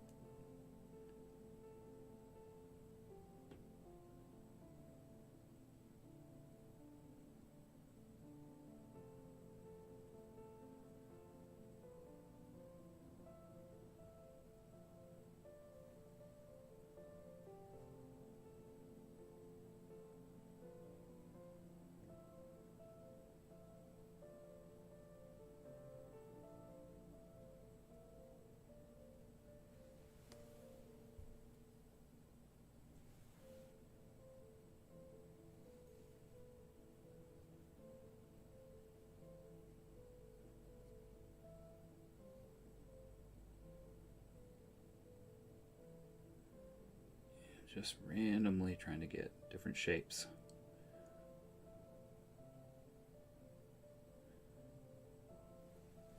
And then when I get into kind of the color of the sky, I can pick up some of that color. Sometimes you got to show the light through the trees for them to really start to shine. You want to get it the right color.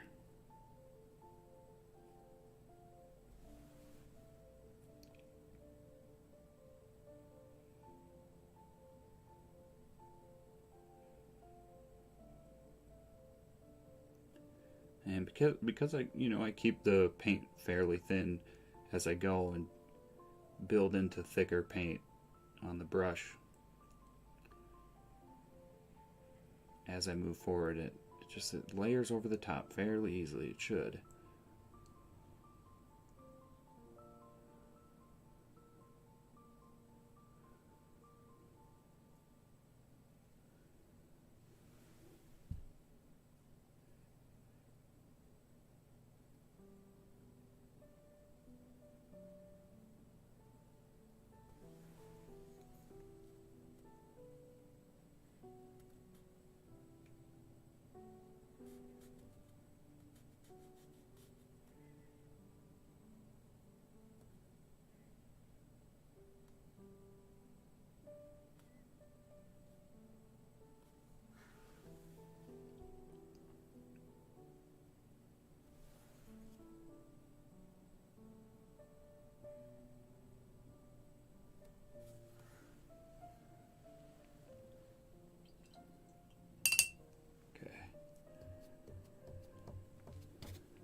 Wash the brush and start thinking about some of those darker shades. So I'll pick up some of this black down here, add some burnt sienna.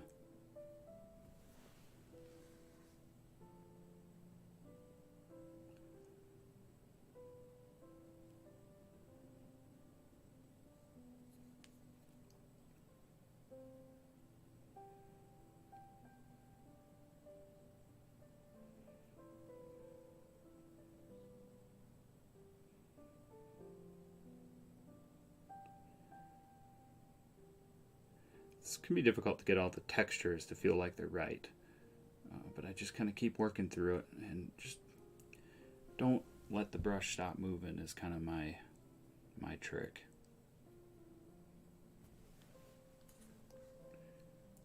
And sometimes this is where the paint can really start to build up on the panel, get pretty thick, just because I keep adding to it, just trying to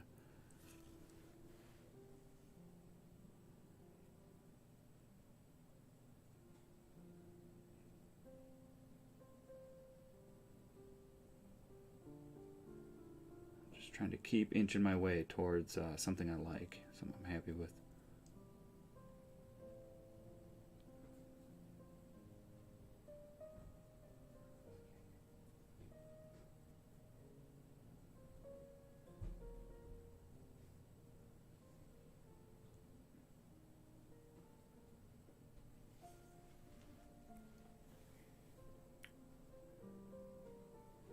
So what brand of oil paint do I like best? I haven't tried a lot of brands. Honestly, I bought the Gamblin Artist Oils and just pretty much stuck with that. I think mainly I got into those more so because they're professional grade, artist grade, but not something that's going to, really break the bank.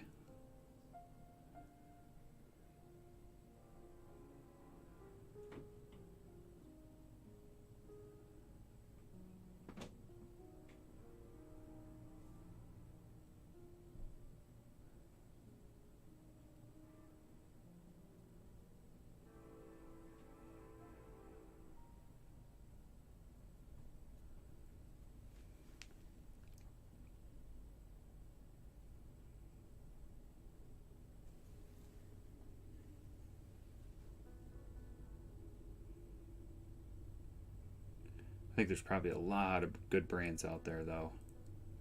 Definitely not particular with any brand. Sometimes I buy if there's a unique color I'd like to try. I'll try something different.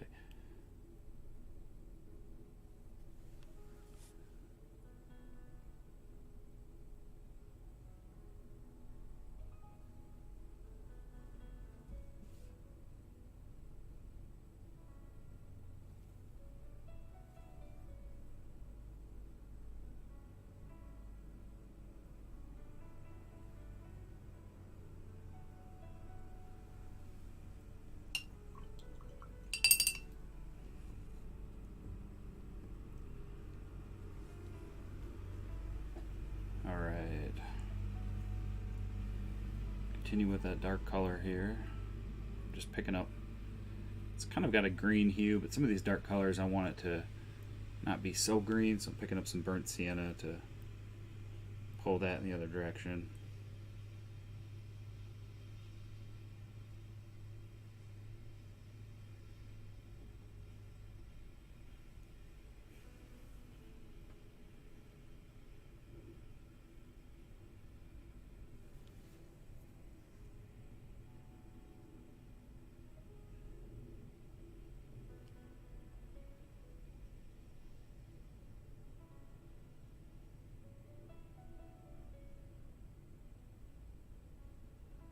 And at this point, that paint is just all just swirling into itself.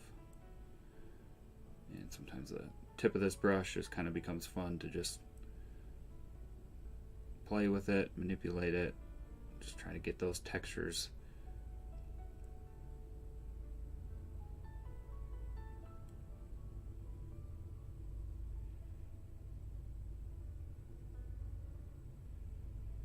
And I think when you're painting trees like this, sometimes as the paint really starts to stack, it just kind of becomes easier to manipulate.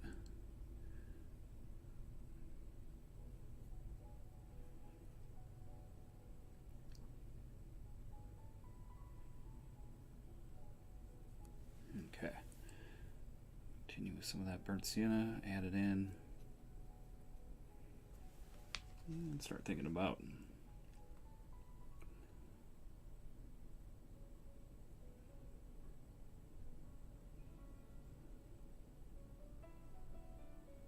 the water.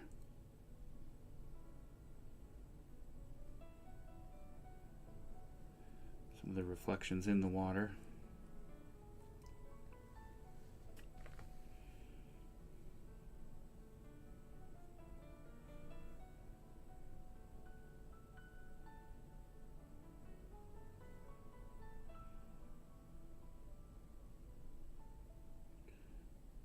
Pull that snow, bring it down.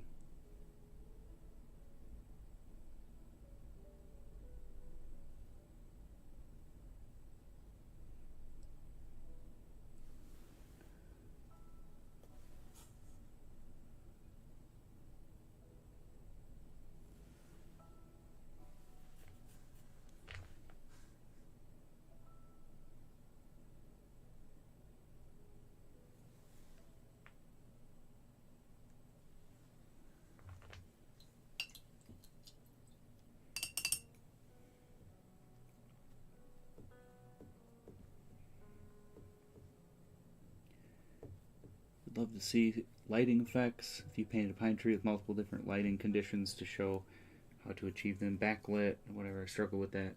Yeah, I think I've got a lot of really good reference and have a lot of good examples like that. And I will definitely be painting some of those things.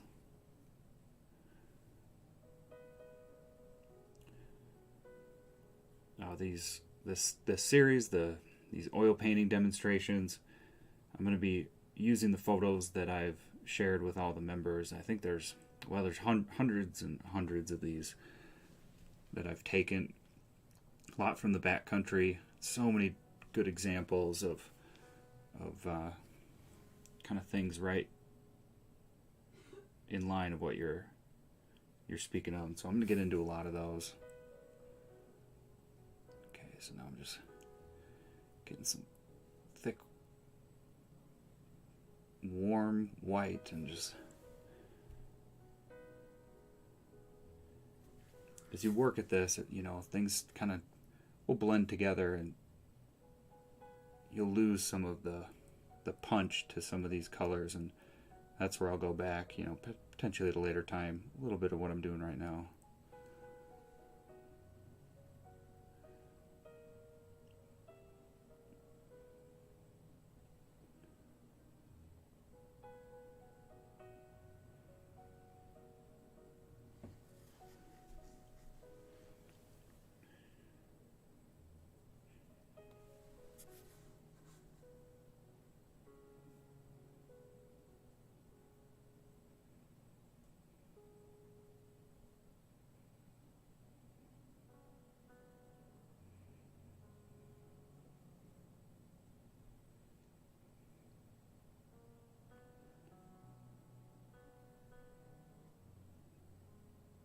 just kind of following the direction of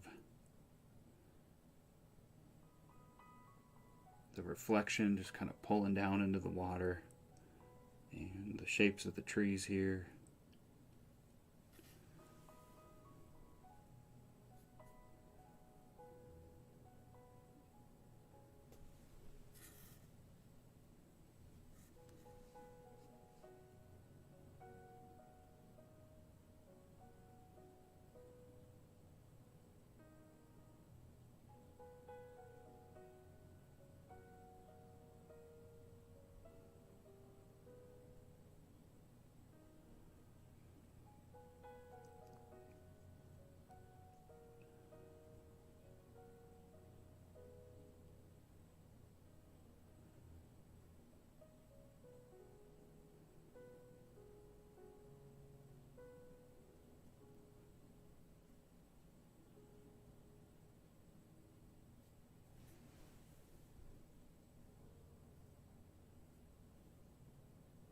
Getting good rolls of paint on the brush, and then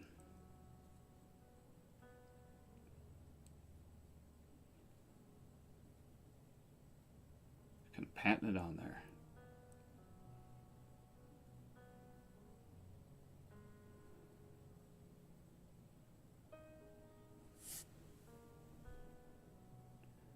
Some of that blue running out of that color.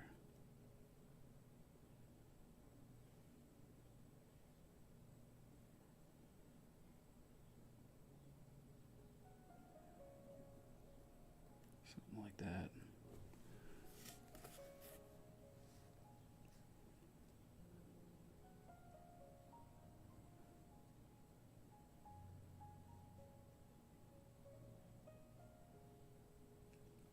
And so the goal here for me is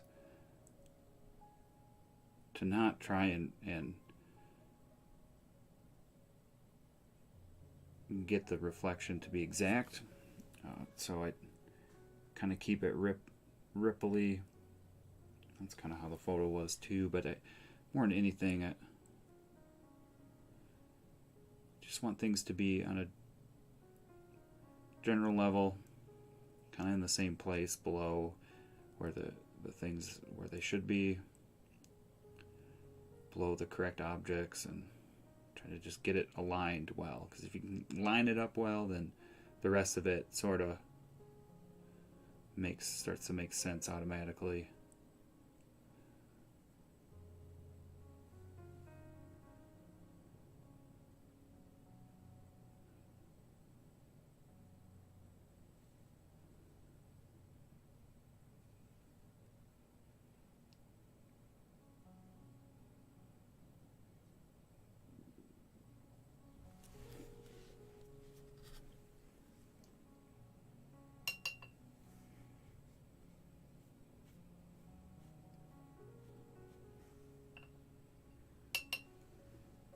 Have I always loved art? Yeah, I've touched on this in the past, but it's always been something that I've been drawn to. And I think how I discovered art and the love for art was just because I loved being outside. I loved the outdoors, nature, and just wildlife so much that when I wasn't outside and maybe I had to be in school or I just couldn't be in the outdoors or doing something else, art was kind of the way that I could keep myself kind of in that mindset. And if I couldn't be outside, I could create things that depicted the outdoors or wildlife. And so art just kind of became a way for me to express my passion for the outdoors and for wildlife. And then it just grew with time.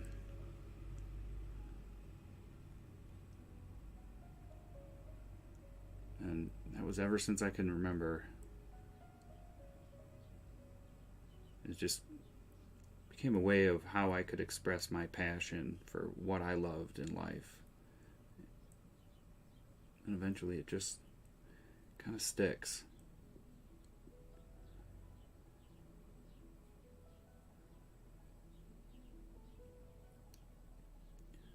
I also have, just for anybody interested, I have a page on my website where I've detailed a lot of questions, wrote them out, questions I commonly get, a lot related to that. I think I have my first painting on that page, which was finger painting, of course, when I was a child.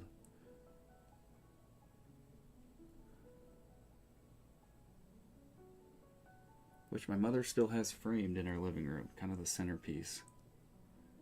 Somehow I guess she knew that, gotta frame it, save it.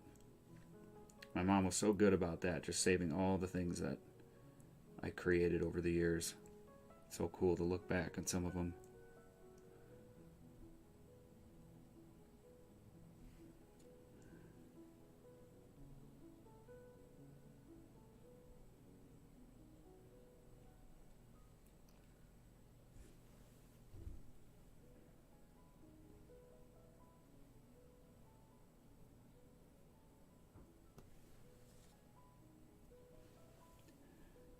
Get some snowbank over on this side.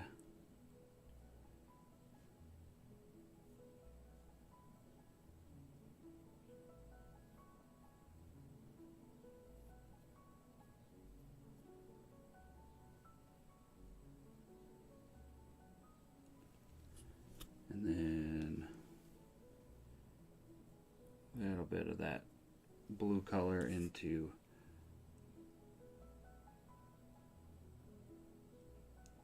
some of the water here.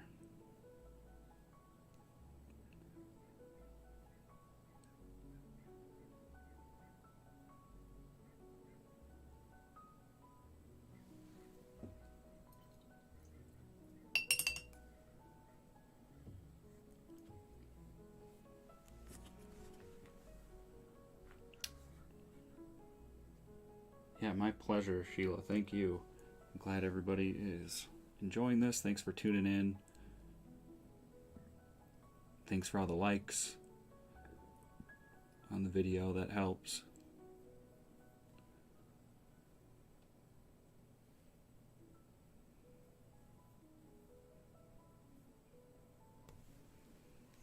Okay. I'm gonna wash this brush again. And when I do these studies, I like to think a lot about things that are important, and the things that I really like to show and share in my work is the light, the feeling. A lot of that has to do with contrast and value. So I'd like to really make sure I darken some of the areas that I can. So I'm going to start to get some darker colors down in the water here.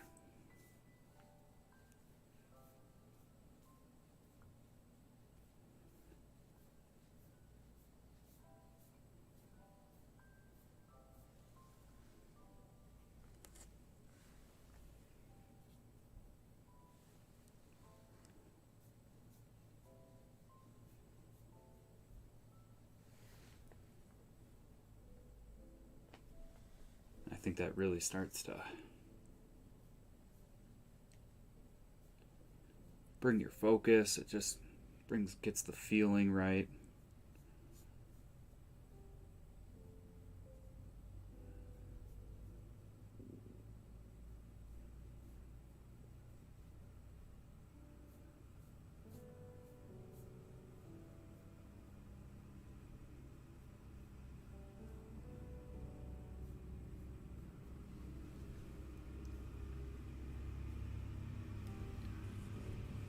Boy, I swear the street sweepers came by about a dozen times today.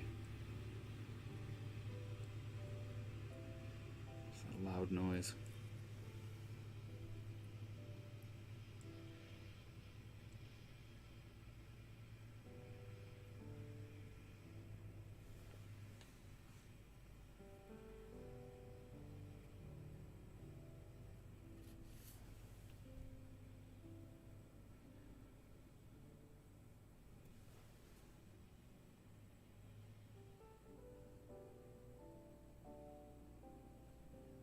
So the reflection get a little tricky at this point.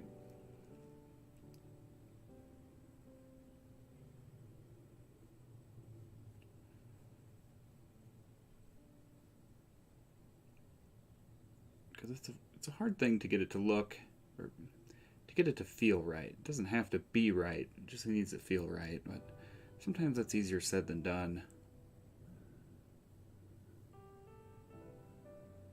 But with like most things, just keep working it, keep going, keep trying to do what you think is right.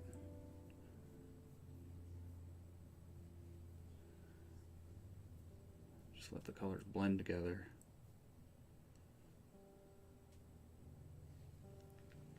Okay, I'm gonna wash the brush.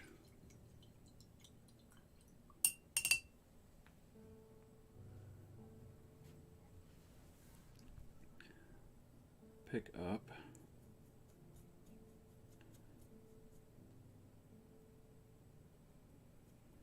some warmth, and think about that sunlight glowing in here. It's all about just getting the things on and getting them in place. They don't have to be right, but just sometimes just those colors in place to represent what's above just can make all the difference in a reflection. But it doesn't have to be accurate to feel accurate.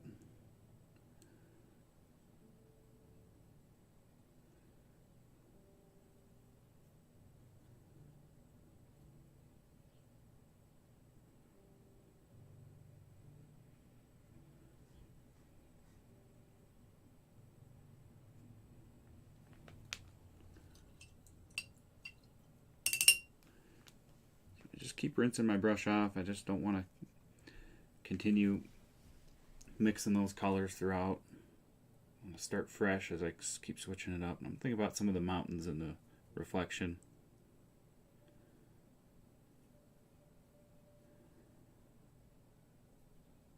And, the reflection should be a little darker than what's above.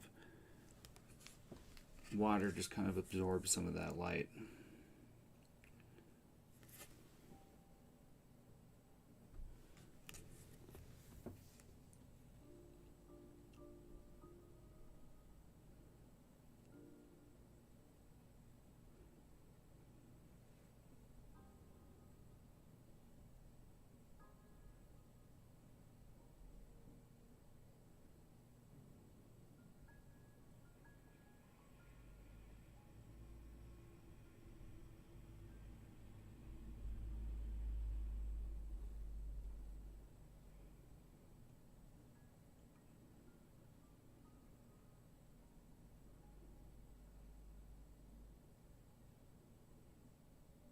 Now just kind of bringing that color back into some of the white that I added into the water here. And just cleaning up the edges, making the riffles appear a little bit different.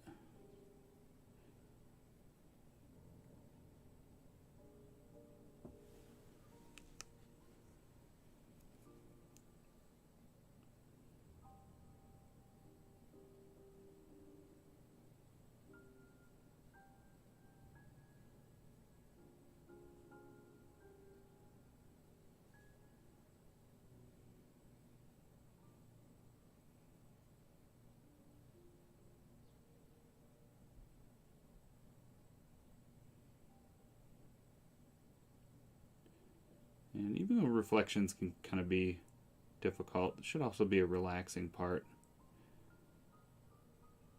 because you can just keep adding the paint in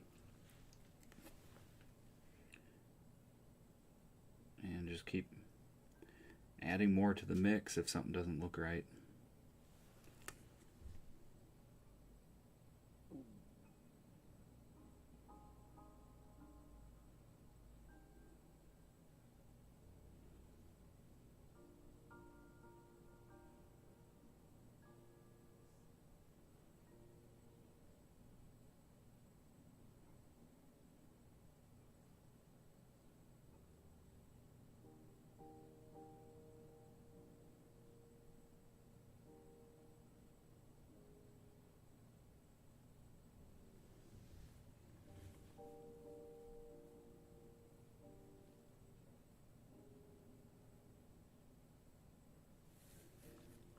I do not think a higher quality reference produces a better painting.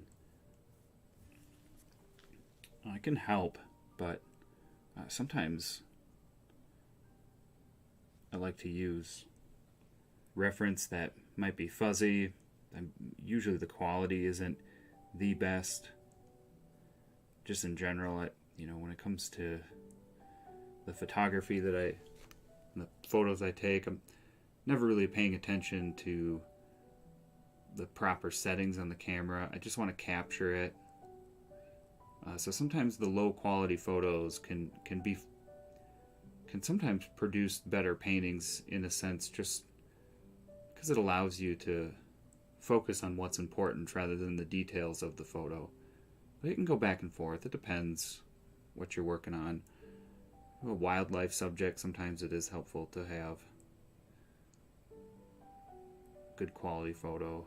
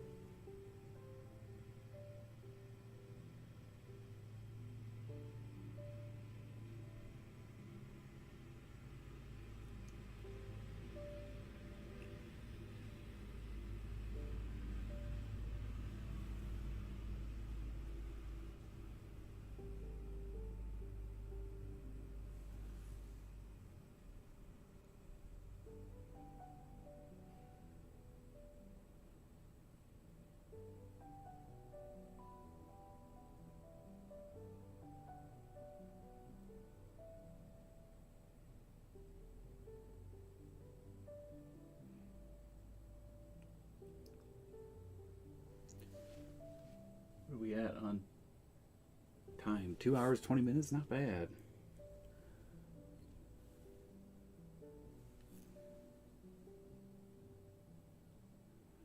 I think if I was outside, it'd probably be raining on us by now, though. Always seems to happen. Something seems to happen.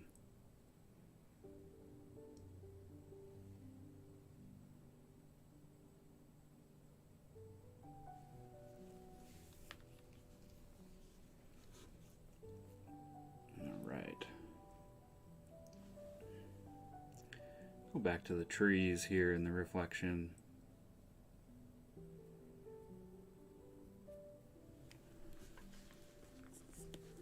Hope everybody's enjoying this. I think I'm going to do this a lot more often. It really helps me work on myself.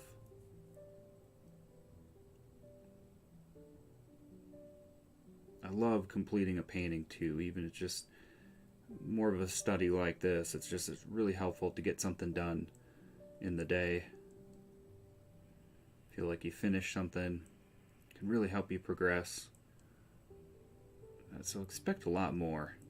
If I could get to a few a week, I think that not only would be fun to share, but it would really help me in my process. So many different subjects that I have sitting around in those photos that I'd love to get to. Okay, here comes the street sweeper. I swear, this is the 9th time. I think it's clean.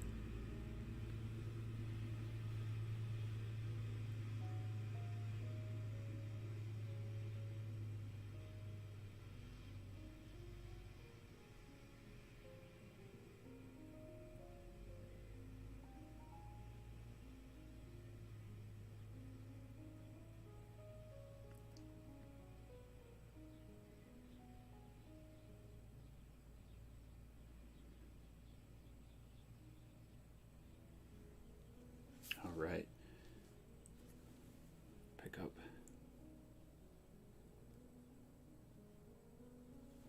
some darker color here, and let's get the shore.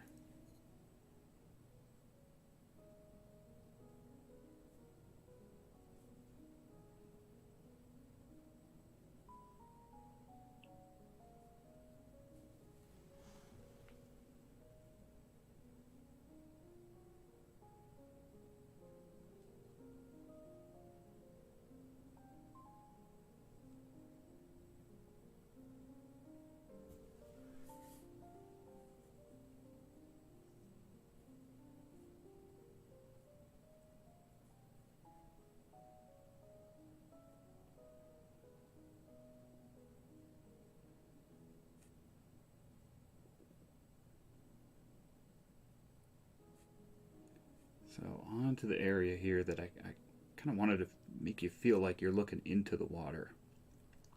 See how that goes.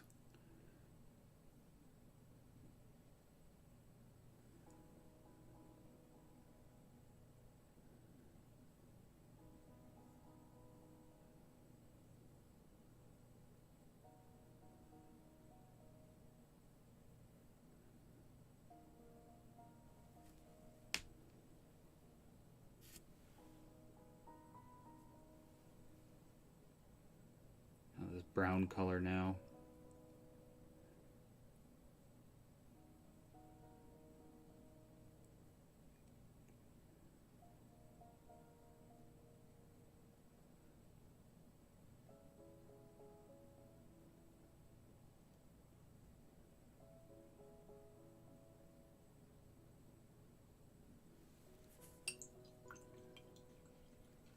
Any tips on how to get the contrast correct? I think it's to focus on the darks. Really pay attention to the darks and ask yourself, you got to really ask yourself a tough question. Is it dark enough or is it too dark? And when you feel like you can, if you just separate everything else and focus on is it the right tone of shadows? Just look at the darkest part. And if you can answer that question, I feel like it's easier to get the rest of it correct. That's kind of the way that I think about it.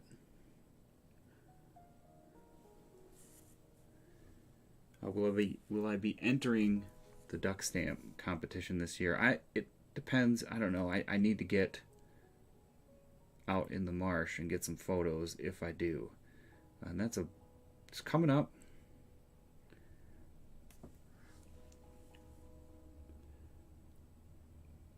Ducks are starting to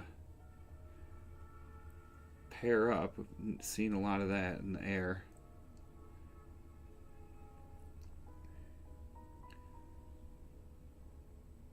But we'll see if I have time and if I can actually do it, but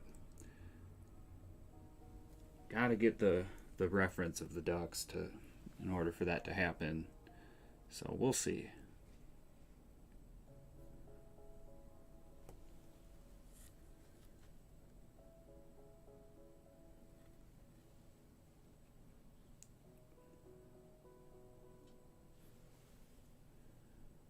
A little darker, maybe.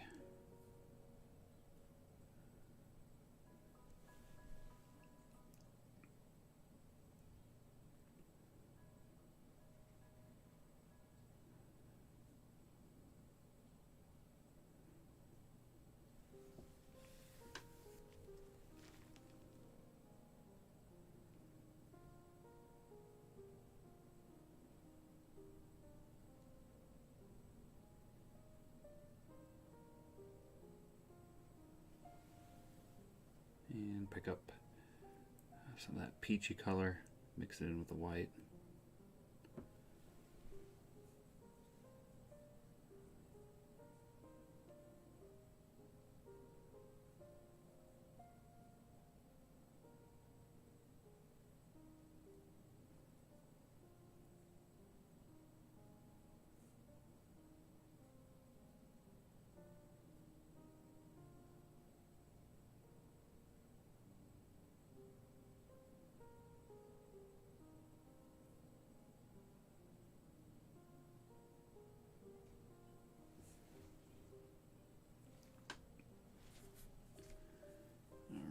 Wash the brush a little bit.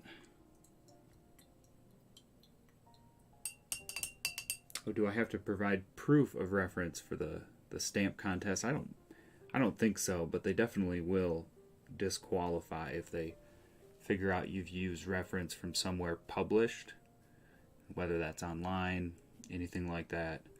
So it's definitely not advised to use somebody else's photo, even if they grant you permission. I think they really want it to be something that uniquely is yours. but you don't have to provide proof of that. So unfortunately, I think a lot of people do kind of steal photos for that. I've definitely noticed.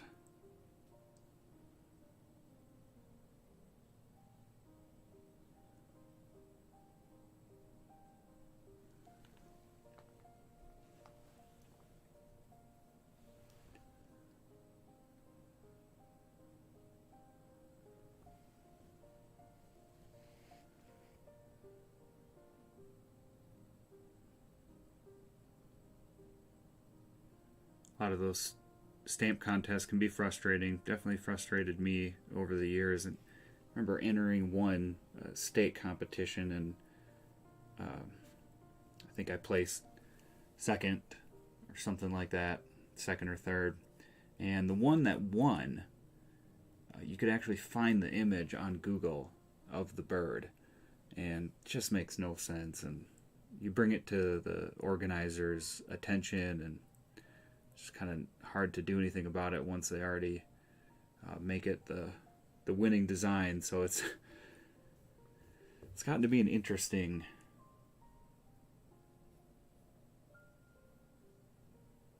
realm lately.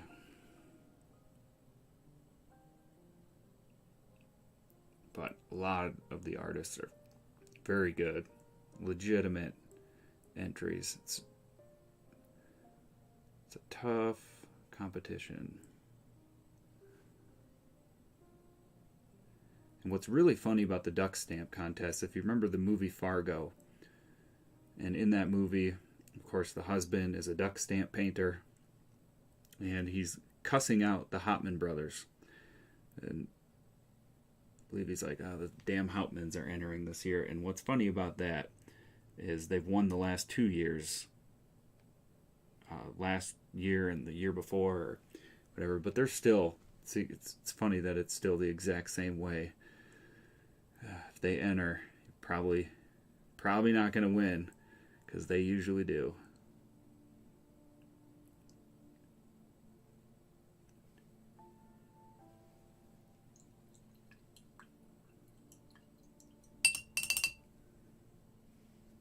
All right. Just pick up some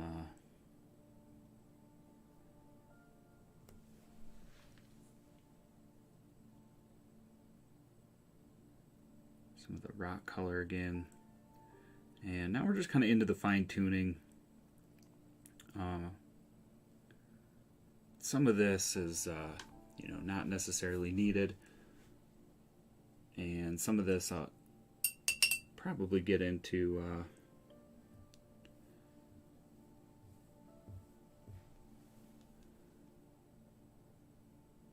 maybe a little later in the day. I'll sit down and poke it. I'll continue to poke at this, and I might even let it dry at some point and poke at it some more. See if I can't practice a few more things on it, things I want to improve, or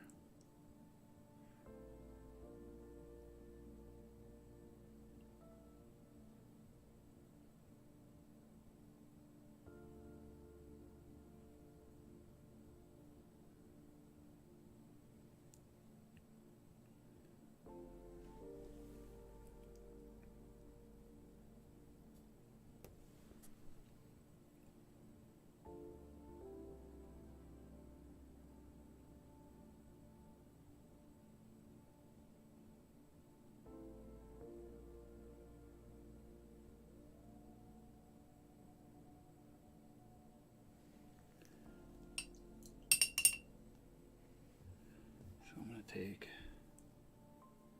some of these blues up here.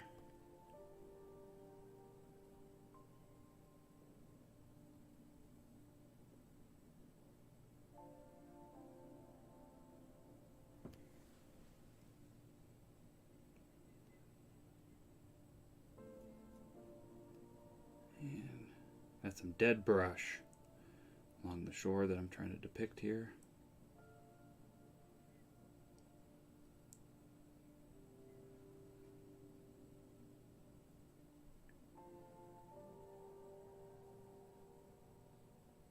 tree leaning there.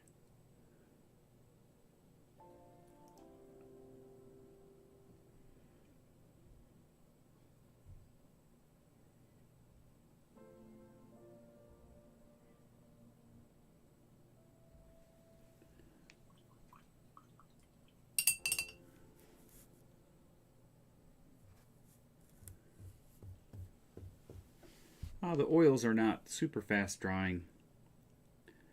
I think this painting would probably be workable throughout the rest of the day today. But by tomorrow, some parts are going to start to firm up, and some might be dry to the touch tomorrow. Kind of depend on the color sometimes as well. Some of the earthy colors will dry quick.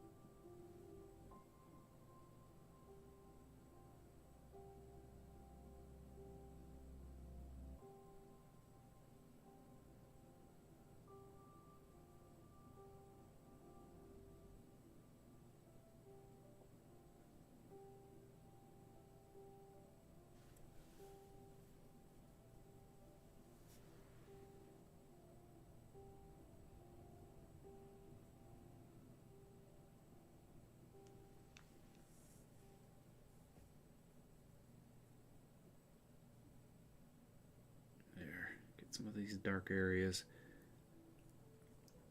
in place, and really starts to make the light feel brighter.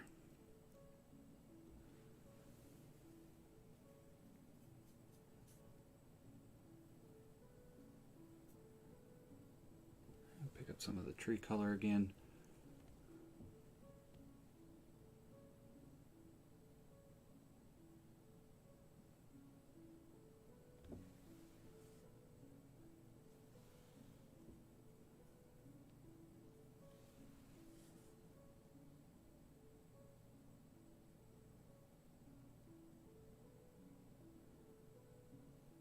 And if I wanted to, I think I could come back to some of the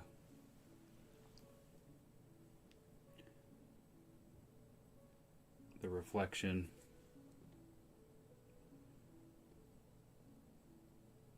Probably once it dries, and clean up and fine-tune some things. But for one session here, I think things are really looking good.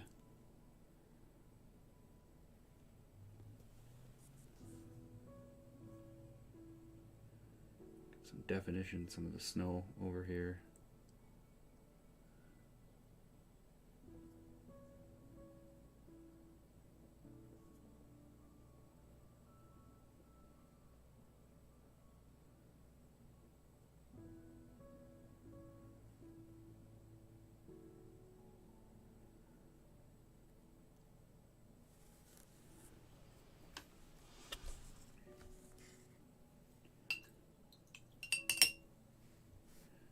And don't forget about the clouds in the sky.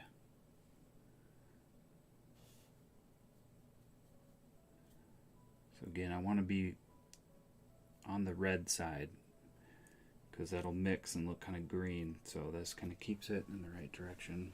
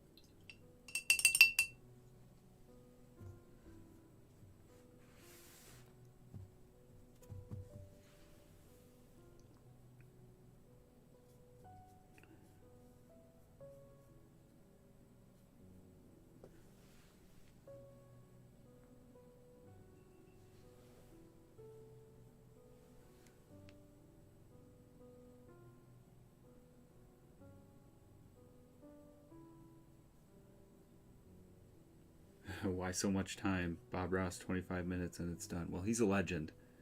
I don't think I have that status.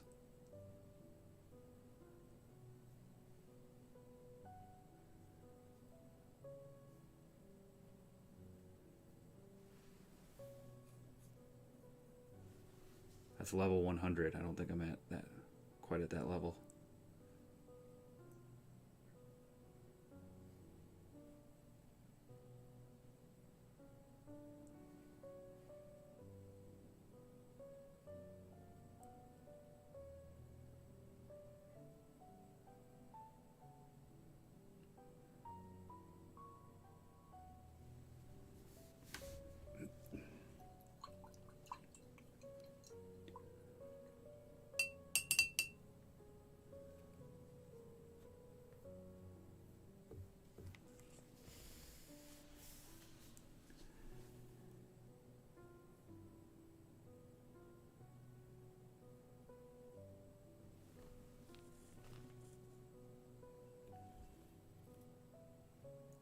So some of the snow, I think I could continue to refine.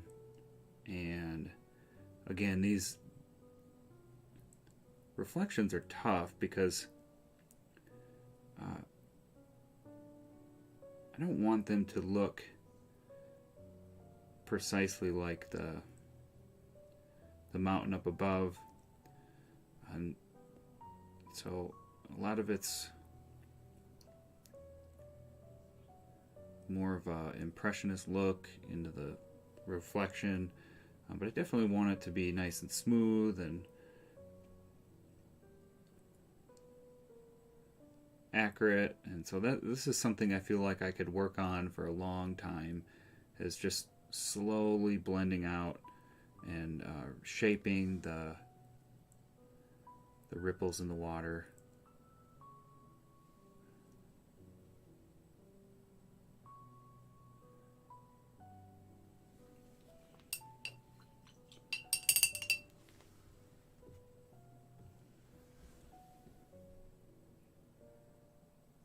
But I'd like to get just some of it a tad more established here.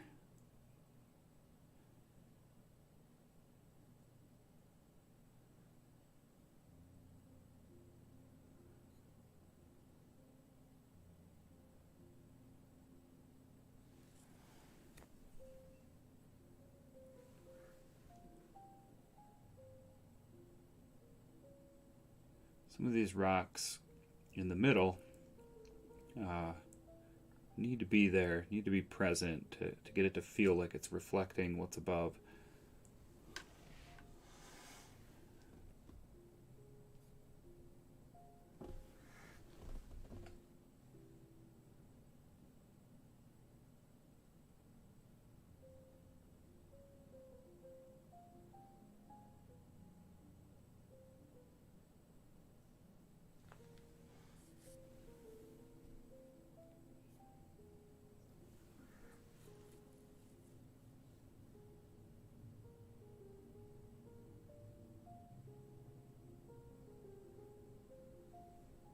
It is fun to play with the paint though at this point and really it's flowing into itself nicely.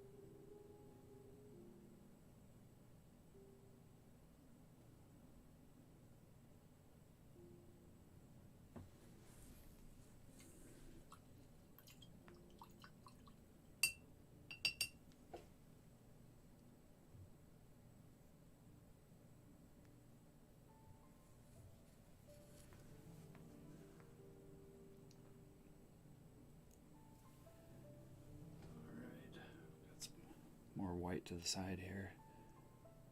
Pick up.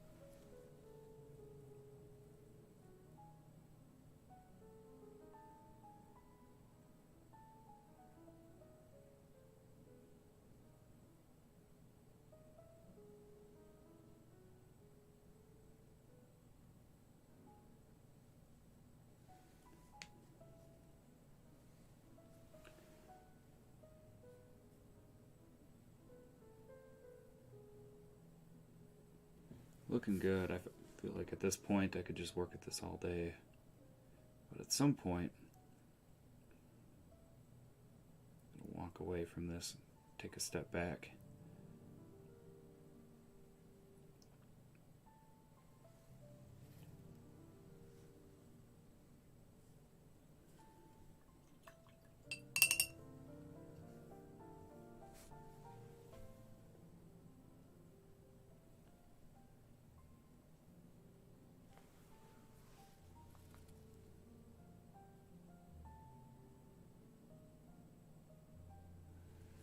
So I'm picking up some brighter white, a little bit of orange in it now, and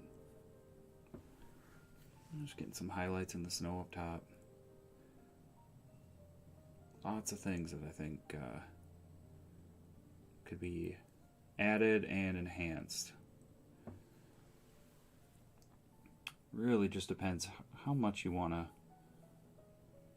work on it and how much you're enjoying it.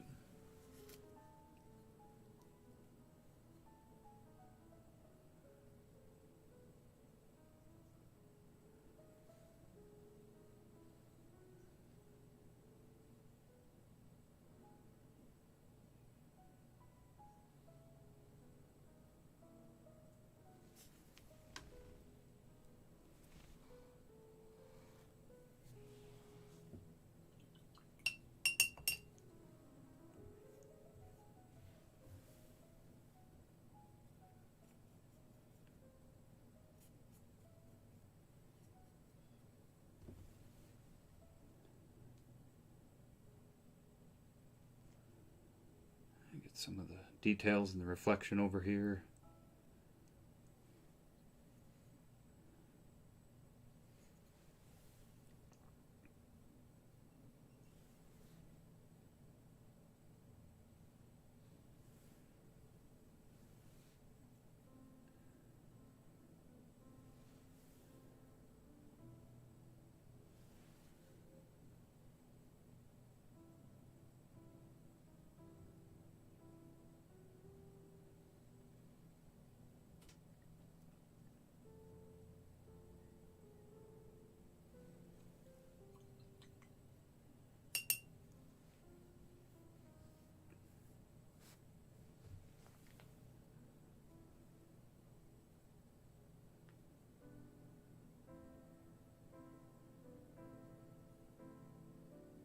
Some darker color of the mountains.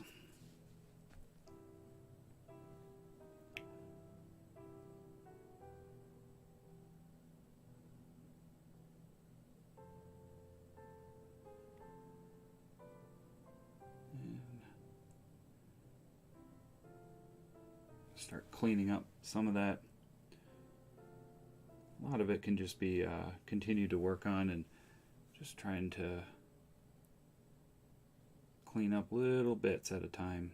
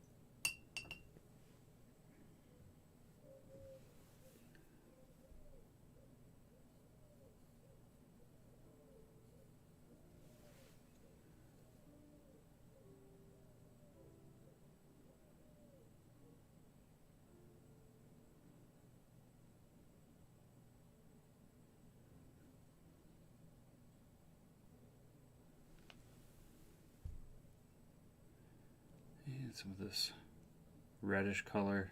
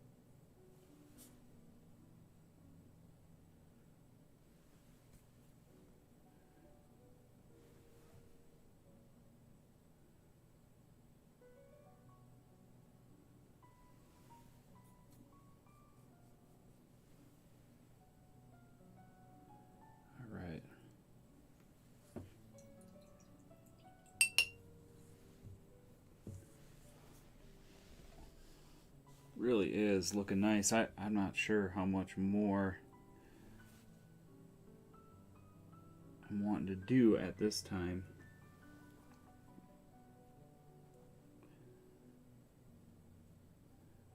I think there's two parts of the way I like to work on my techniques and practice and study. And the first part is what you're kind of watching unfold, and the next part is kind of going in to the painting at a later point in time, maybe after it dries, and seeing what I can do to increase what I like about it, improve certain things that I want to.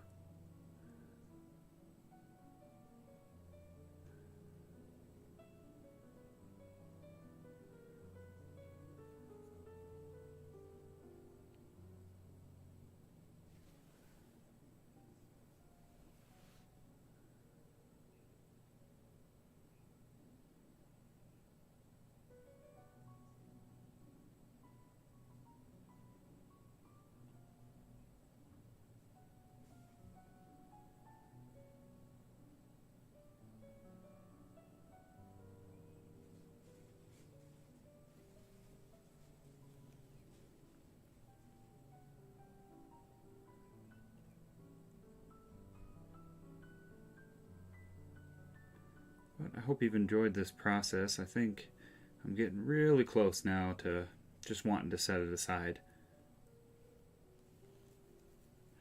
It's hard to, there's a point where it can be overworked, especially with a single layer, and sometimes you just don't want to get too far into that, or you don't want to push it too far.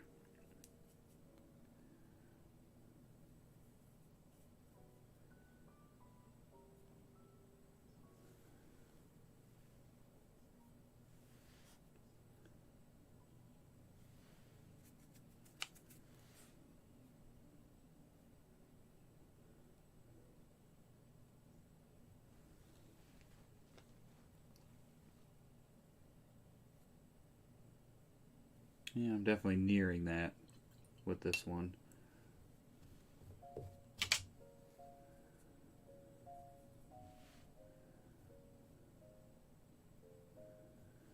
And the things I'm just focusing on before I feel like I call it is just different parts of contrast, areas that I want to have more contrast. Because a lot of times, of course, the detail seems to be there, and it feels right, but it's easy sometimes to forget about some of the things, like the shadows, and making sure that some of them are as dark as you want them to be.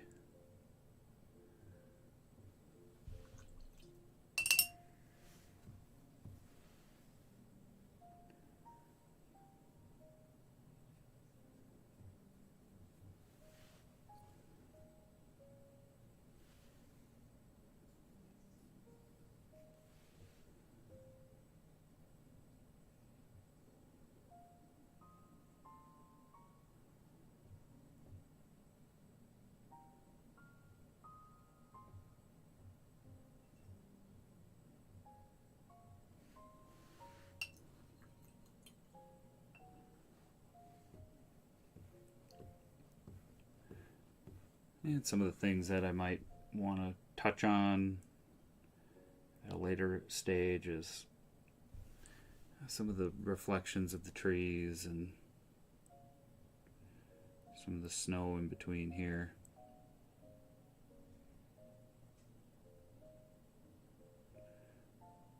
A lot of parts just sometimes I feel like I just want to clean up, but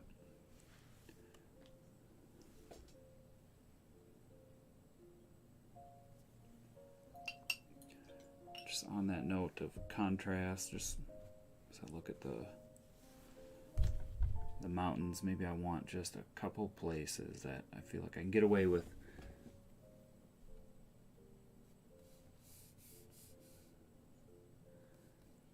a few darker tones.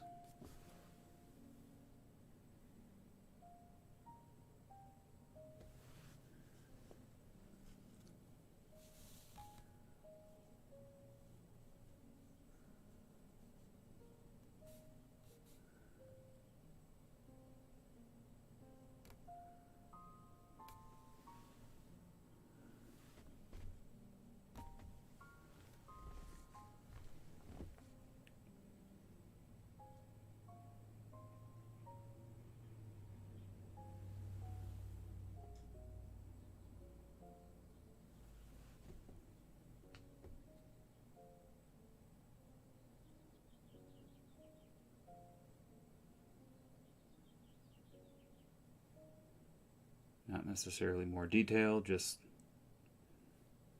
a little more contrast.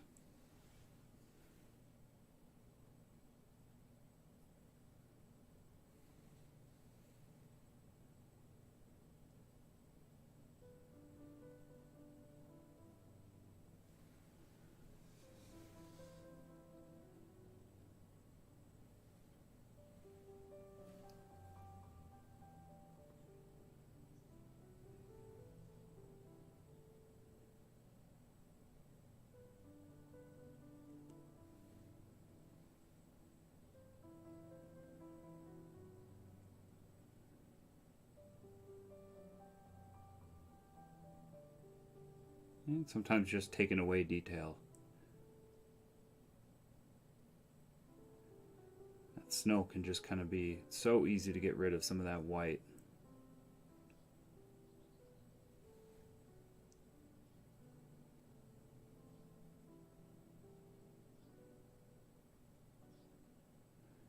Or just splitting some of it in half.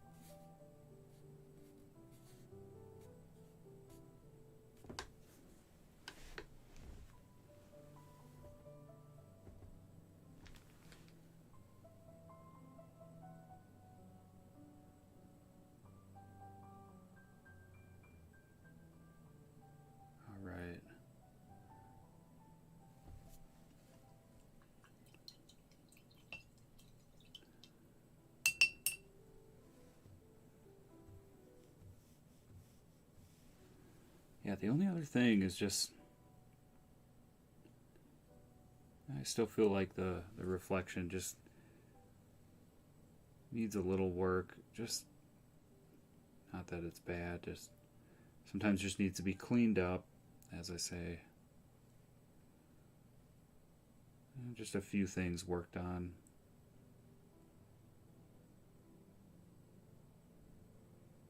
But the more movement in the water that you create, kind of the more that just sort of disappears.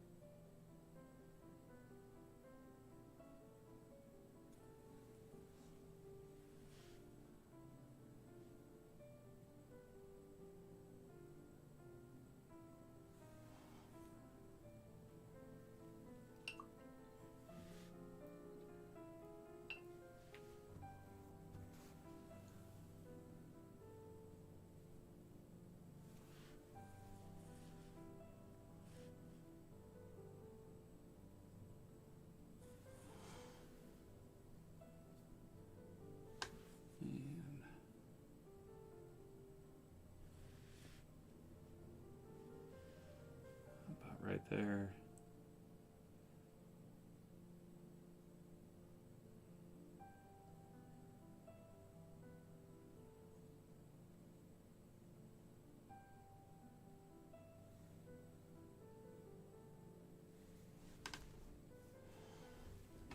Maybe just bring the snow up a couple spots.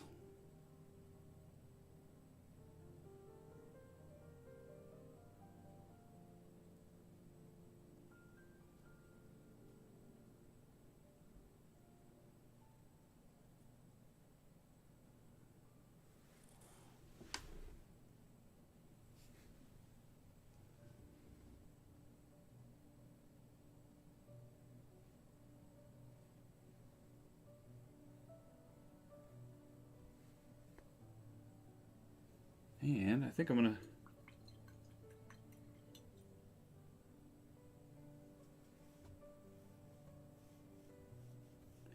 I might want to just add a little more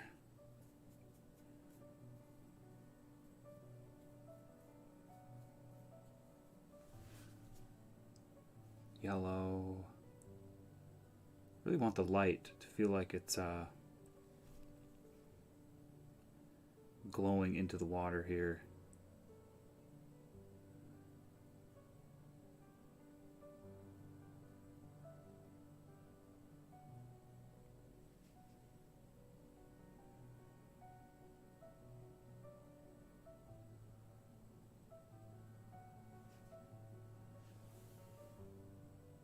A bit of orange.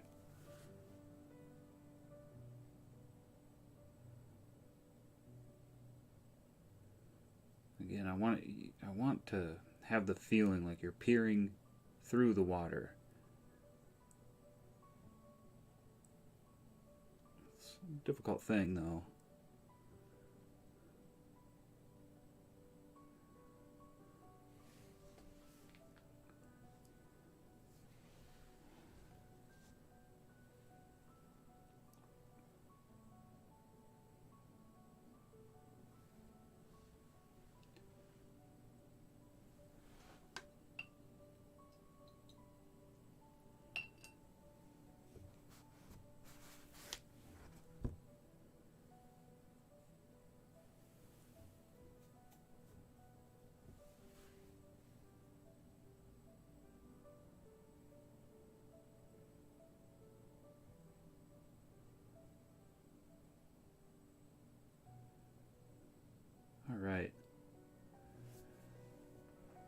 think I'm going to have to step away.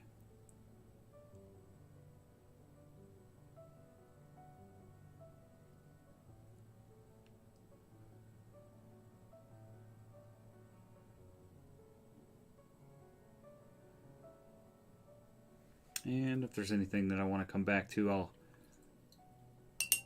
come back to that at a later time. It's so hard to stop at it sometimes, but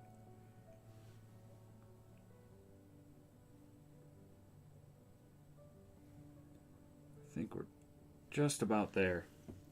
So thank you, everybody, for tuning in today. Appreciate all the support, and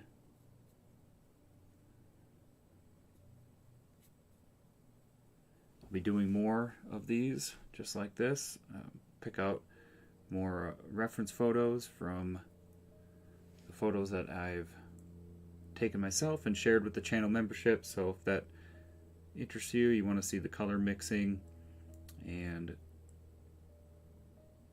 want to have the photos that I'm using for this process, check that out.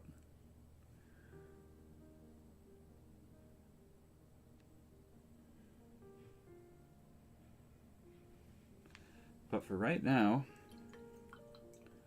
looks pretty good. So thanks again, and happy painting. Have a great day, everybody, and we will see you in the next one.